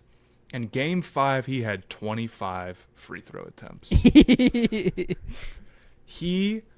It was a 2-2 series, and then he had 25 and 21. That is crazy, dude. And if you go on YouTube, you can find videos from back then which are in 180p, where they're like, "Look, he didn't even touch him. It's a phantom call. You can't see anything because it's all just cubes."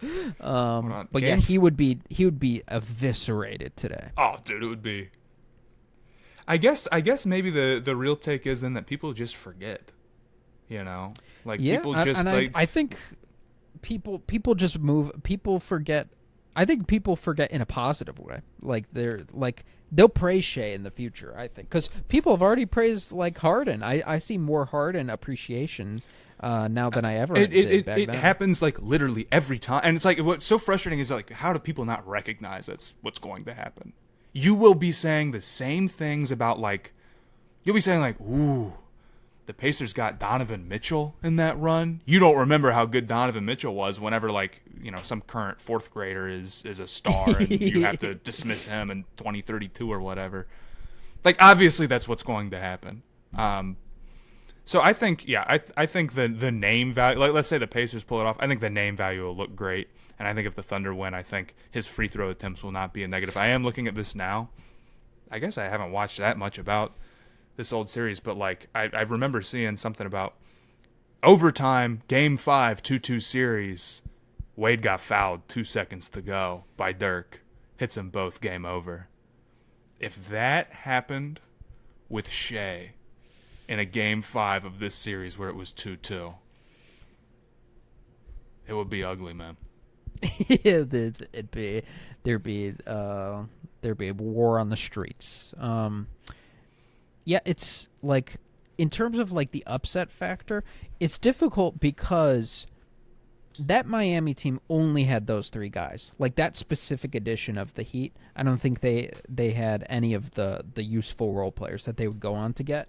And so it was really just LeBron and Wade, who were top 5 guys, and then Bosh, who was like top 15-ish. And back in that NBA, that felt insurmountable. Like it felt like depth doesn't matter. Big three is all that matters. But obviously looking at it through today's lens, it's like this OKC team would probably stomp that Heat team pretty easily. Like prime LeBron would be a huge issue, but they just wouldn't have shooting to compete. You just pack the paint. I mean, if that Mavericks team was able to pack the paint, I mean, I'm pretty sure this OKC team could do a good job too. And so in like just pure name value, that felt like a much bigger upset. But I think objectively, basketball wise, probably wasn't. They right? had some crazy. The thing about LeBron teams is he always gets some crazy names at the end of that roster to like. You had Ilzauskas on the 2011 Heat team for a stretch. Juwan Howard was there.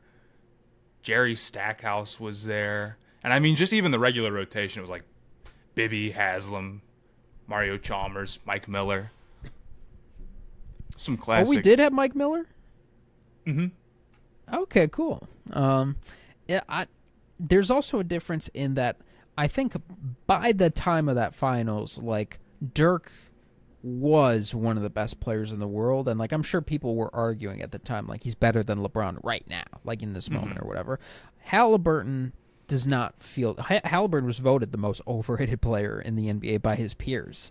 And he doesn't feel like the tradition. He's definitely not like a top 5 guy, and he doesn't feel like a lot of the top players we have, like Jalen Brunson-esque, even who you have the ball all the time, and you're like the direct engine versus Halliburton. It's a lot of transition throw-aheads and letting my guys cook, and it's a lot of role players who we just don't think of being these guys. Like we don't think of Andrew Nembhard as a guy who can cook Shea in isolation on that one play. We don't think of Obi Toppin. Like just this roster top to bottom does not have a lot of name value. Do you think going forward are we going to look back at these guys differently? I think they had Obi Toppin off the bench. You know what? I don't know if they're gonna do that. But I think the hope is rather that like in the future, because of like the new CBA and because of how talented players are getting, like teams are just going to be more balanced and it's going to be less top heavy. It would be a good thing if the NBA has more teams like, like the Pacers, and I'll even say the Thunders, like they're top heavy, but their depth is also great, right? Like they're good. They're just doing both because they've had a really great team building run. I think the goal is like you don't want it to just come down to the top 2 or 3 guys. Now, maybe naming those names makes sense when we talk about a run in like 04 or 11. But hopefully, like naming the names doesn't accurately represent how good the teams are or the players are like now, currently, and going forward. So I think there's some potential for that for sure. I think the other issue too is like a lot of people want to dismiss the run or like the hypothetical run. Because not to jinx them, because like they're basically going to look at it as, well, the Thunder choked. It's not about the Pacers being great; it's about the Thunder choking. And like maybe there's a world where, and I don't think this is going to happen, where like the Pacers win and the Thunder like never come back and punch back and like get one in later years, and they kind of collapse like they did with KD and Harden and Westbrook.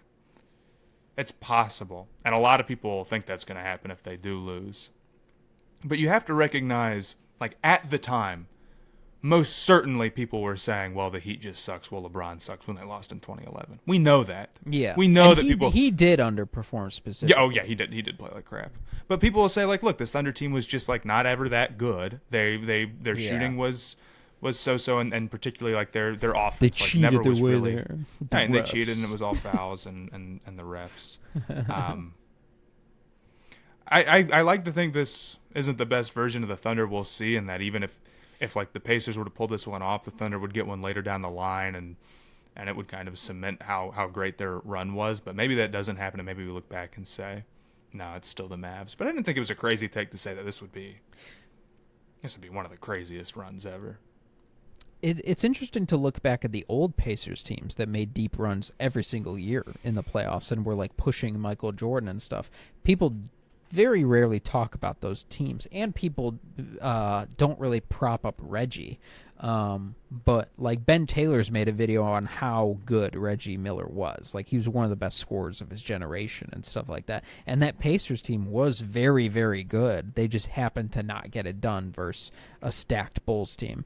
And they've kind of just been wiped out. I wonder if the Pacers do win this championship. I think we probably retroactively are kinder to their previous, like definitely last year at least, because they get swept by the Celtics, but it's a close game every time. It's like the closest. Then that ever. feels real, whereas like beforehand it was Yeah. kind of like, yeah, but you play 4 games and you didn't get any of them right, you know. Yeah, and the Celtics said like this was the hardest team that we had to face. Like this is the most difficult team, and then we have this over like is it the last 60 games of the regular season? Like they had a huge regular season. But they run were as 44 well. and 16, and like fair enough. Like maybe we all should have known, but I will say like, you know, they went and played like the Cavs, who won 60 games in the regular season straight up, not counting part of the season for them, and they got to the playoffs, and the thought was like maybe they're not quite as good as their regular season record says.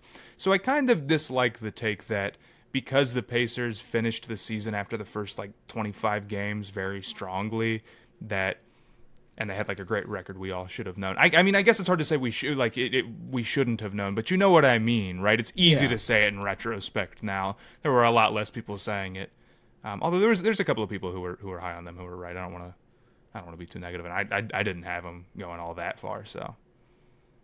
Yeah, and I wasn't this high on the Pacers, but I was lower on the Cavs all year, just because mostly Darius Garland. I was like, this is going to get targeted in the playoffs, and that didn't even end up mattering because he didn't play. But still, I think I don't know. It'll be interesting if so.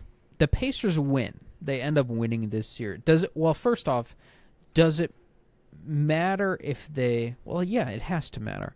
How much of a difference if they win? Let's say the Pacers just win the next 2 games. If they win in 5, if they win in 5, then it would really come down to what the Thunder did in the future.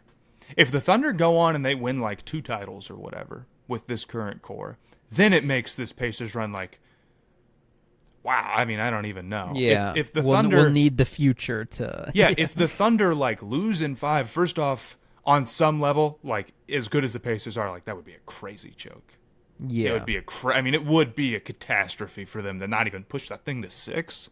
Yeah, that'd be nuts. And if they don't win, like if they were to really fall apart in the future, then yeah, people would be like, sorry, J-Dub and Chet were just never good enough offensively, and everybody else was just a little too stagnant, I guess, and maybe Shea is overrated, and all these guys actually do suck, and you know, it is all the free throws and blah blah blah blah blah. Yeah, we're at such an interesting point with all the young guys because so much of how this it will change depending on what these guys end up going forward. Because then it's like, that's just what that's just what Chet was. Like he was never that good offensively, and that's when we first found out. Or it's like, no, that was proto Chet, so it wasn't even canon. No, people. If Chet becomes like, J-Dub, yeah. if Chet becomes some like super duper mega star, like he becomes like a really threatening offensive player, which is I think totally in the realm of possibility. People will just misremember that he was not that good, and in year 3 in this series. Like if the Pacers win, and we talk about this as like one of the all-time legendary runs, which we would, and then Chet like becomes a great offensive player, people will be like, oh yeah, Chet was so and so and so. I think people Yeah, it'll like be how lost I to time. assume Surge Like was Surge. like in or 10, like 11. with Harden, where it's like people are like they got Harden. It's like, dude, Harden was like not. He was 21 years old. You know, I mean, Chet has played like what 150 games or whatever. I mean, he's hardly Yeah. played. And so, last episode, I asked Carson if there's any chance that they still trade for Giannis, that the Thunder would make a Giannis trade. Right now, is your feeling 0 chance or what? I'll say this. I can get behind some of the like maybe it would be tough for Giannis to fit in, and I won't even get into like the potentially he stays stuff. If they were to lose in 5, it would be very tough not to be like, you can't not do anything if you lose in 5, because then it's not like they got you and we got to like age up a little bit and we got to work on this, and it's like we got to get different guys, like we got to be better player, like you can't not make a big time move after that. And I know Presti is a little more passive than people like, albeit I kind of think people are a little bit too critical of him sometimes for like not being aggressive enough when it's like He's better than Danny Ainge. yeah. It would be hard to just sit on your hands, but a Giannis trade would just be so massive. It would just completely change absolutely everything. I don't think there's no chance. So if they go to game 6 and lose, let's say what percent chance do you give a Giannis trade if they lose in 5? I would say if they lose in 5, I still think the logistics of it are so tough. I would say like maybe 25%. 25? If they lose in 6, I'll say like maybe it goes down to like 15, and if they lose in 7, I'll say maybe like a 5, and then if they win, then I mean they wouldn't. That would be hilarious. You to hope win not. And they just nuke the thing. They're like, well, we didn't like what we saw from Chet. He's a fraud. But yeah, and then on the other end, is the Pacers winning good or bad for basketball in terms of the rest of the teams trying to copy them? And so, interestingly enough, I've brought up LaMelo Ball as a guy who it's not crazy for him to look at Halliburton and be like, that's a blueprint. If I'm a very impactful player on a winning team, I could replicate that versus like he's never going to be doing what Shea is doing. LaMelo is as gifted or more as a passer than Tyrese Halliburton. You could criticize decision making and shot selection, but pure passing ability, LaMelo can hang with anybody. And earlier in his career, he was very hands off like that, and he does like kicking ahead in transition, stuff like that. If the Pacers win, are you as a Hornets fan, or if you were in like Hornets front office management, are you like, well, this is more possible?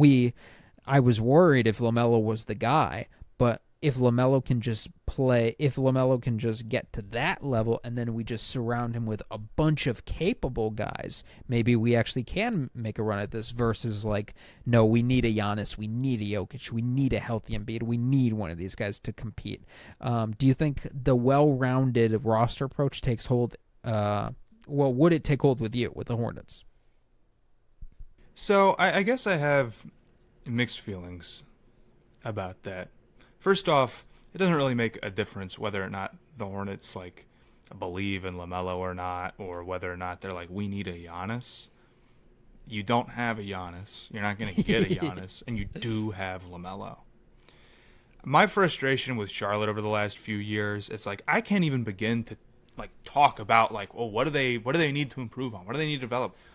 They don't play. None of their guys play. This is like the third straight year where it's like, cool, roll into the season. I'm talking on Twitter. I'm like, guys, I think they could win 33 games. And I get proven like horribly wrong. I'm off by like 15 games. This could be the year we get 33. I'm like, no, I've said, shut your pipe dreams down. Literally. It's like, and and then I see on Twitter, I'm like, I kind of convinced you that we might Not you. I'm saying like I see someone on Twitter. I'm like, oh, I kind of convinced this. Well, was remember, talking I to was this excited guy. about the offense at the beginning. They were number one for a little bit. Oh, right. Because yeah. So I was like, oh, dude, no, I think they can win 30. And I tried to talk somebody into it, and it's like now we're sitting here, and it's like they're just the exact same old Hornets, and nobody wants to hear like, no, dude, we were gonna win 33 games. We were gonna be pushing for the 10 seed in the East, but LaMelo played the same number of games that he We always lost Nick plays. Richards and Mark Williams, and then we had that February without Brandon Miller. Come on, dude. So it's like you can't even begin to have a conversation. If your top two players combined for 60 games, it just does not matter what else happens. As in terms of like LaMelo being like Tyrese Halliburton, I mean, I think anybody who runs an offense like LaMelo does, like obviously there's some crazy upside with his passing ability and like his shooting ability.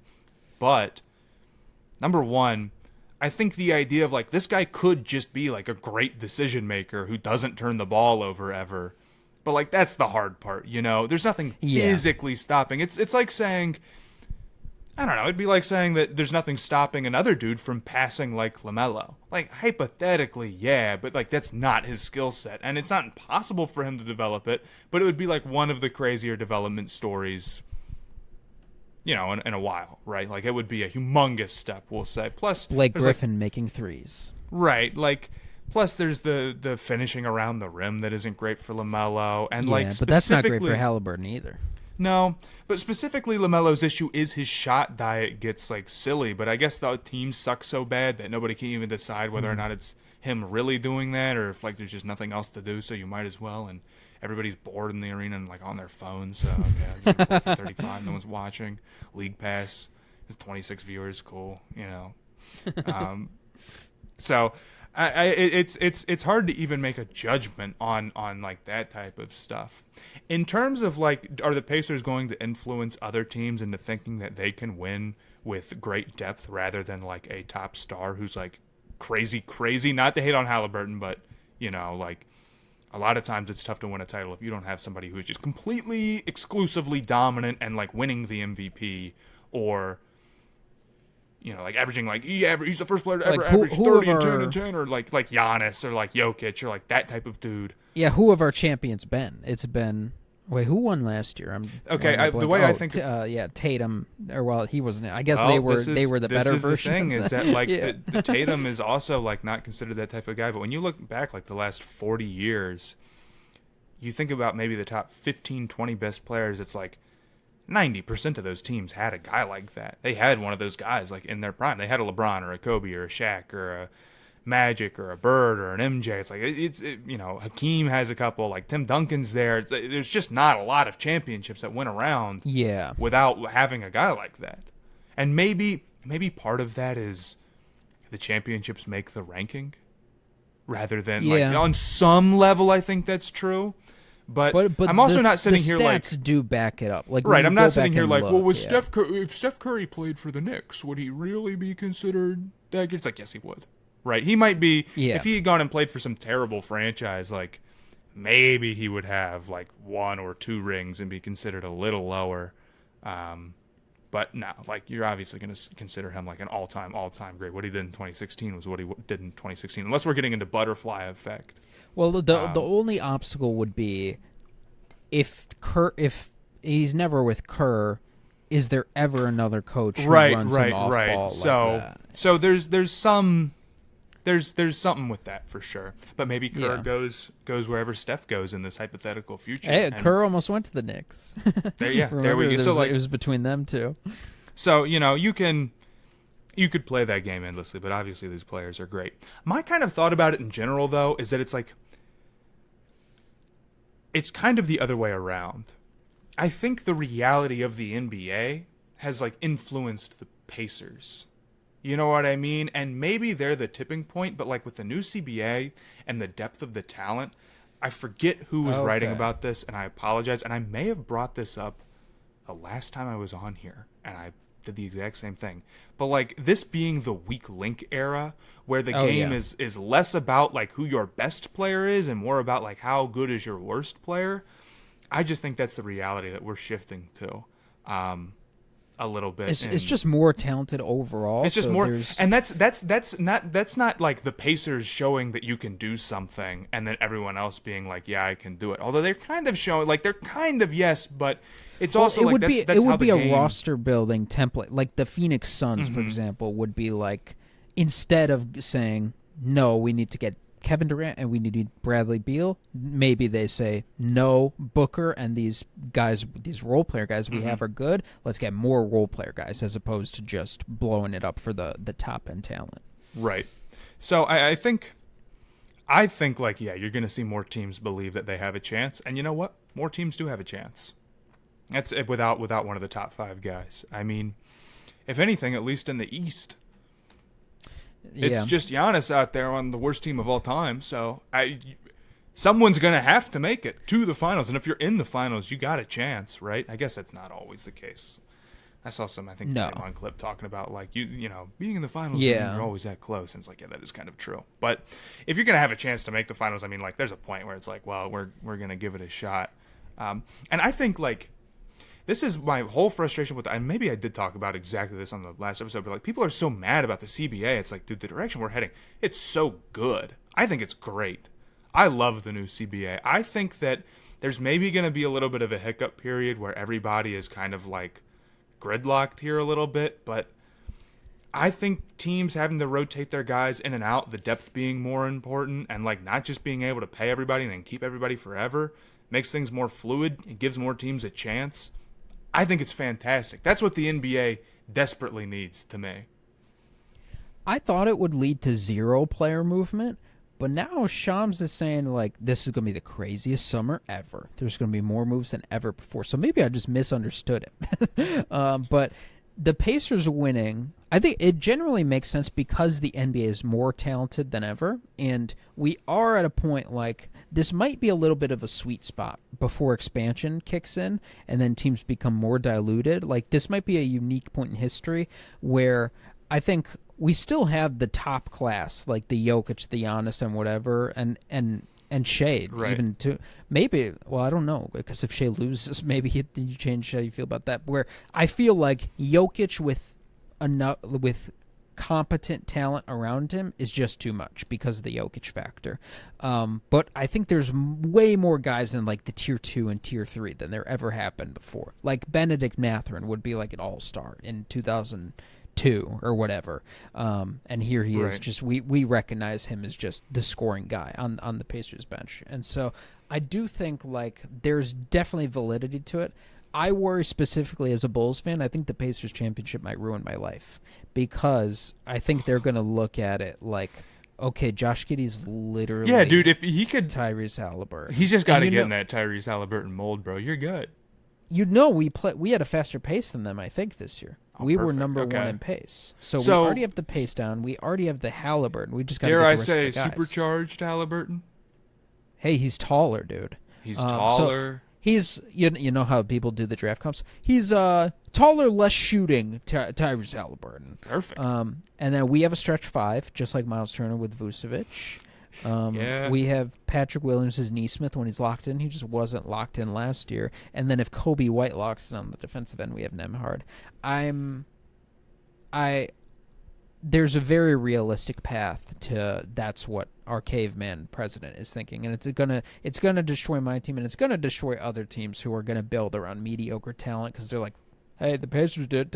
Halliburton's not Giannis, but I have who's a team at the bottom? I got Cam Thomas, so Cam Thomas is as good as Halliburton or whatever. So I worry. Whereas about it from a fan if the Pacers perspective. lose this series, the Bulls will do very smart things.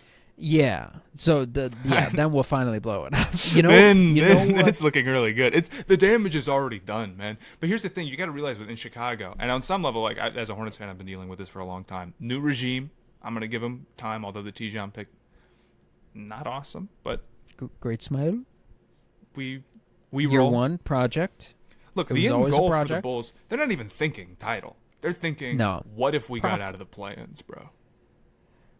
I don't even know if they're thinking that. I genuinely think like they're like, we are number 1 in attendance right now. This is sick. And we have what's so the situation up. Have you seen that we're rumored to take Igor Demon in the draft?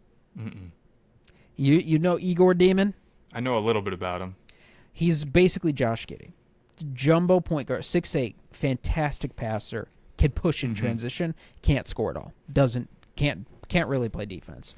And so we're rumored to take this guy. And How so tall this is he's 6'8", I think. Okay, so he's sort of like a supercharged Tyrese Halliburton, you would say. So yeah, he's in that mold. Sweet. And so here's this truly is the worst possible news for me on multiple levels. Number one, do they think him and Josh Giddey can play together? Do they think Josh Giddey is such a good player? Hey, if we just get another Josh Giddey, then we're cooking. Or have they, because Josh Giddey is about to get paid a ton of money, right? Are they looking at him and being like, we love the Josh Giddey archetype so much, but we are not actually willing to pay Josh Giddey this money, so we're going to discount Josh Giddey as a rookie. And that's the worst possible scenario for me, because number one, you've identified a guy who is not good and you've decided he's good. You've decided he's so important we have to spend the 10th pick or whatever it is on him. But despite how important he is and how good he is, we're not willing to pay him $30 million a year. It's truly like you couldn't invent a dumber creature than the caveman. It's unreal.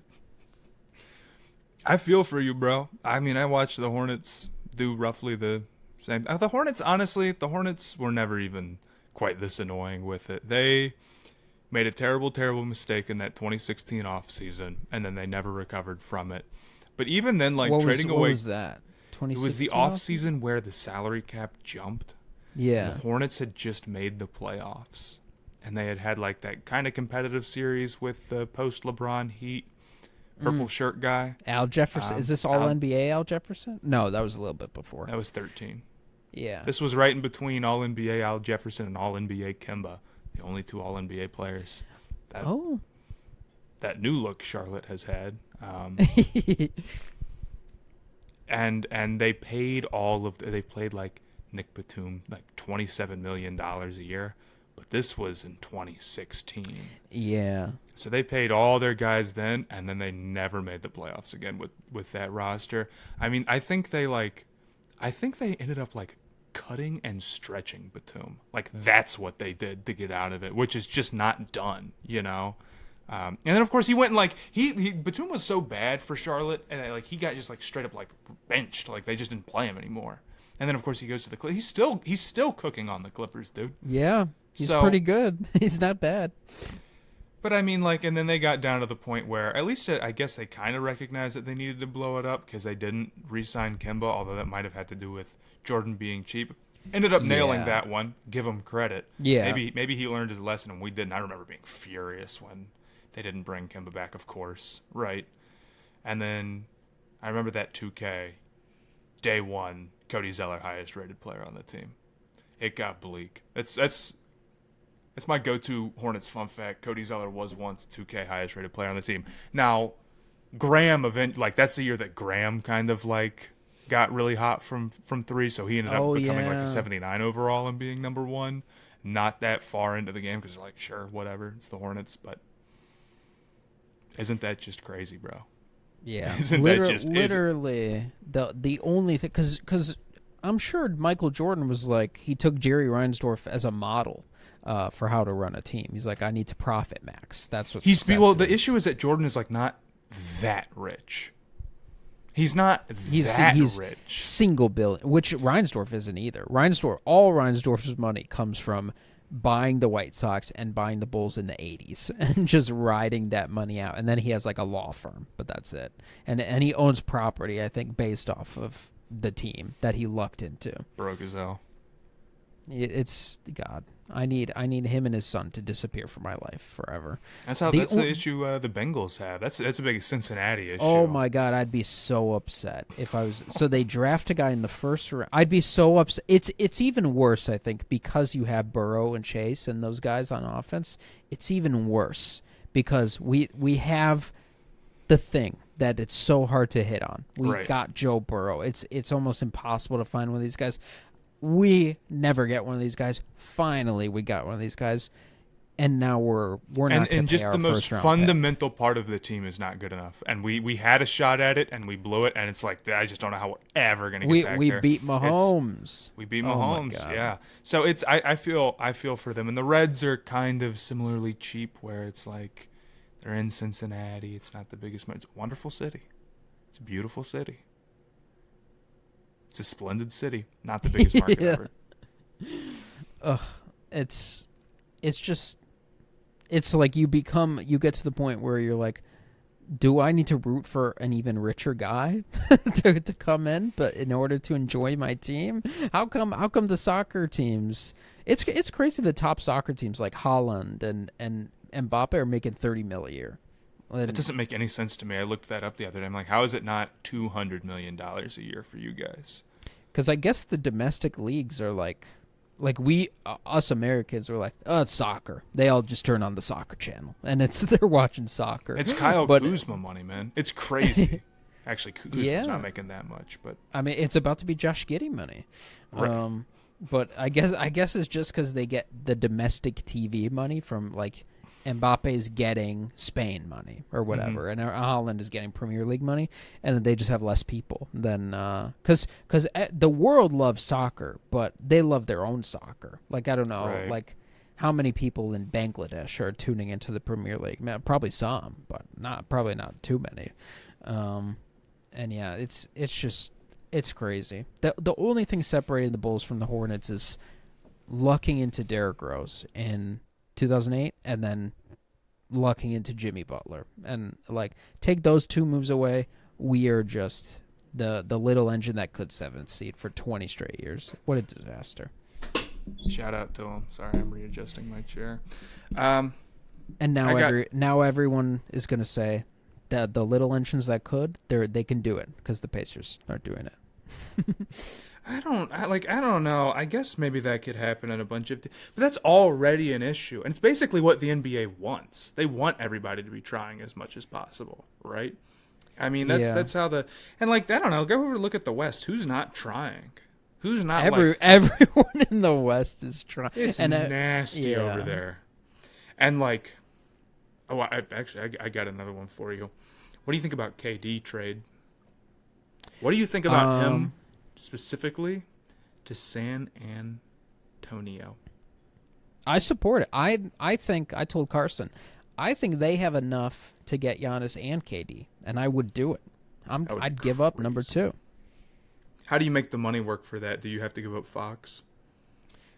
Well, the money part, I don't know fully which contracts have to match what, but I'm willing to literally give up anybody except for Wemby. Like, I'm willing to move. You can off make Fox, it. I'm sure you could make it happen without giving up Wemby. I don't know if you could make it happen without giving up Fox, but like maybe it's like whatever. Okay, let's go crazy. I'm fully in on giving up Fox, and so because I think Stephon Castle has a lot of trade value right now. So I think. Do you think the Bucks would accept number 2 pick Castle salary filler?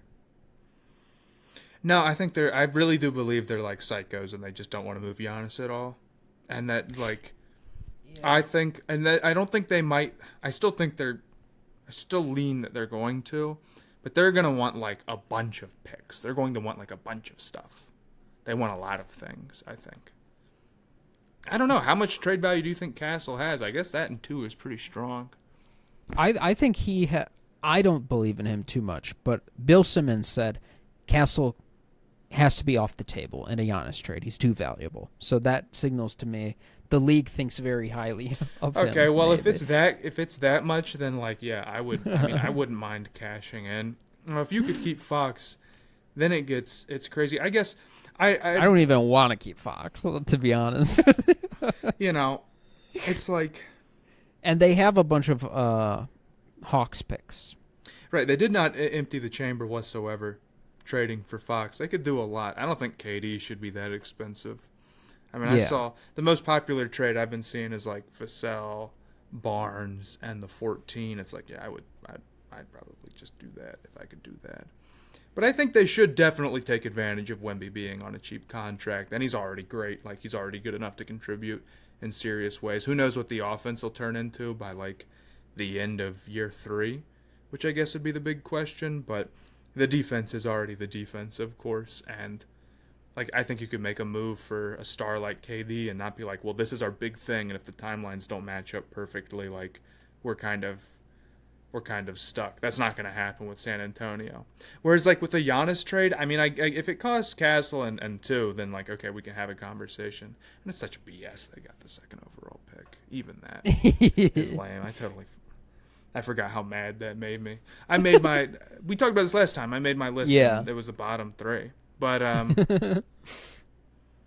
yeah, I if you can do that, then I feel like you can build out the rest of the roster. Because even if it's Wemby and Giannis, and you keep Fox and like that's the big 3 you're rolling with, you still don't want to be in the situation where it's like, I wish we had blah blah blah. I wish we had like some dudes who could be competent and fill it out.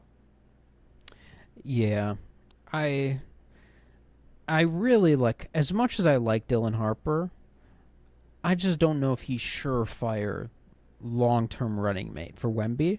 And so if I have a chance to get someone like Giannis, I don't feel bad about moving that at all. Wow. The comp not play style comp, but like production comp I gave Carson offensively is like if Dylan Harper is John Wall, like if he's like 20-10 on league average offensive efficiency, like are you how do you feel about that? I think you feel pretty good. I feel like that's a win, no? Yeah, I mean, but are you willing to give up the career of John Wall for Giannis? For however many years of Giannis we have left? I think so. Yeah, Giannis is just, I mean, it's and them two specifically together, like it's unimaginable. Yeah. the defense. I think you got to roll with that, especially. I mean, I think what's going to start.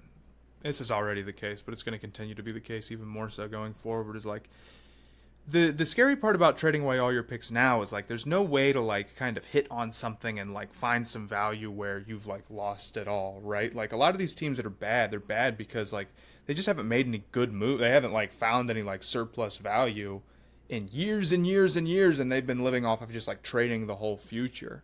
Like people talk about like the CBA makes it, I guess, like less valuable to draft well. It punishes teams that draft well.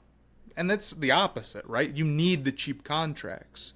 You're going to be losing guys more often. You might need those picks now more than ever to like be able to hit on something and replace them and give yourself a chance going forward. So I think the strength for the Spurs is that by like not giving up a great volume of picks, like you still leave the door open for a lot of options, I guess.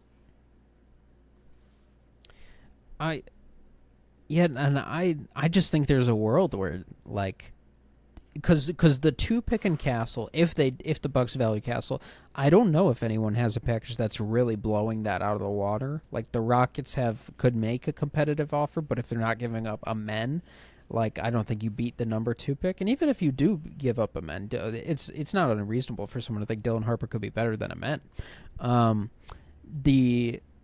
I think there's a world where you could get Giannis, you could get KD, you could keep a bunch of picks, and that's the world I'm striving for. It comes down to I don't want any small guys on the Spurs. Okay, I don't think there's definitely no way they're pulling all this off without giving up Fox. Yeah, I'm okay with that. Salary. I'm okay with that fully. Fair enough. That. I guess my concern here is the issue.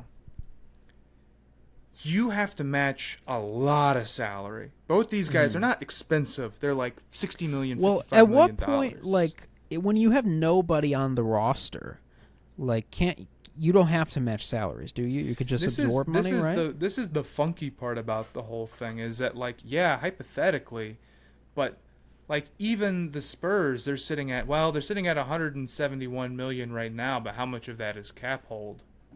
That's not what Fanspo not showing me that right now. I'd have to go look at their roster on Spot Rack or whatever it is. Yeah, it is Spot Rack. Okay, my fault. I thought for years I thought it was Spotrack. No, I'm stupid. It's cool. Yeah, those guys. No, leave some hate in the comments for him. Call him dumb. That's all right. Okay, what are the cap holds that they're looking at? Like Chris Paul, 13 million. Like, I don't think it's anything too crazy. I don't think they're going to be able to just like eat those contracts straight up. Maybe a little bit. But like, this is the issue. Wait, with the so whole, how does Chris Paul's Here's- money work? you have like a cap hold, right? So it's like your bird rights, and you have to release the cap hold. You have to release his bird rights to get the cap hold off of your salary cap for a move. So basically, like, the idea is, like, let's say that my whole team turns into free agents 1 year. Yeah. The cap hold is so that, like, I don't get to then go do whatever I want in free agency and then be like, well, I have bird rights for all of my guys. Then I'm going to go sign them after that. And because I have their bird rights, I'm allowed Oh, I to. see.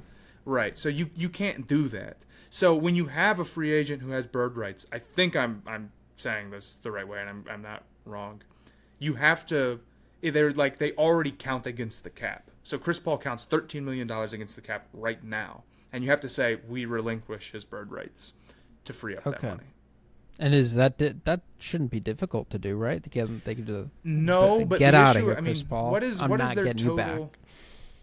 Their total cap hit for next year. They're $36 million over the straight up salary cap.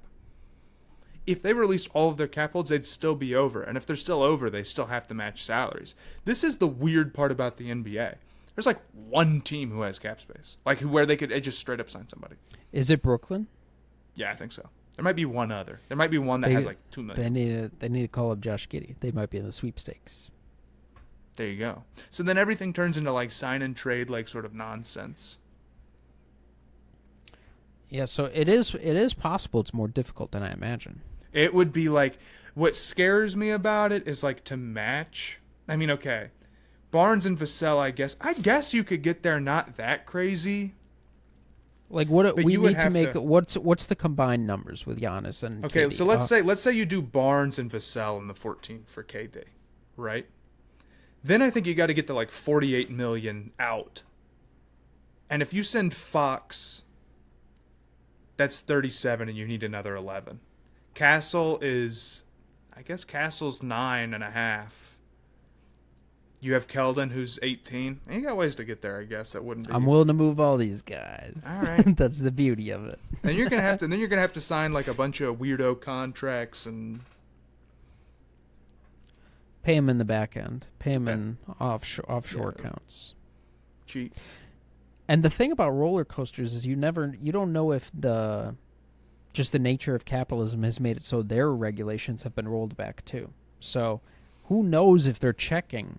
It could be like, we need to run the 6'5" and over check, and it's like, it would cost $2,000. We're actually not going to do that today. Mannequin, yeah, crash they're test like, dummy is we couldn't. expensive. They're. It's hard to find those guys. So, yeah, I think it's completely valid to have those fears. So, coming full circle, this is the end of the podcast. Basketball is an endurance race. Whoever's got something left to give in the fourth quarter wins.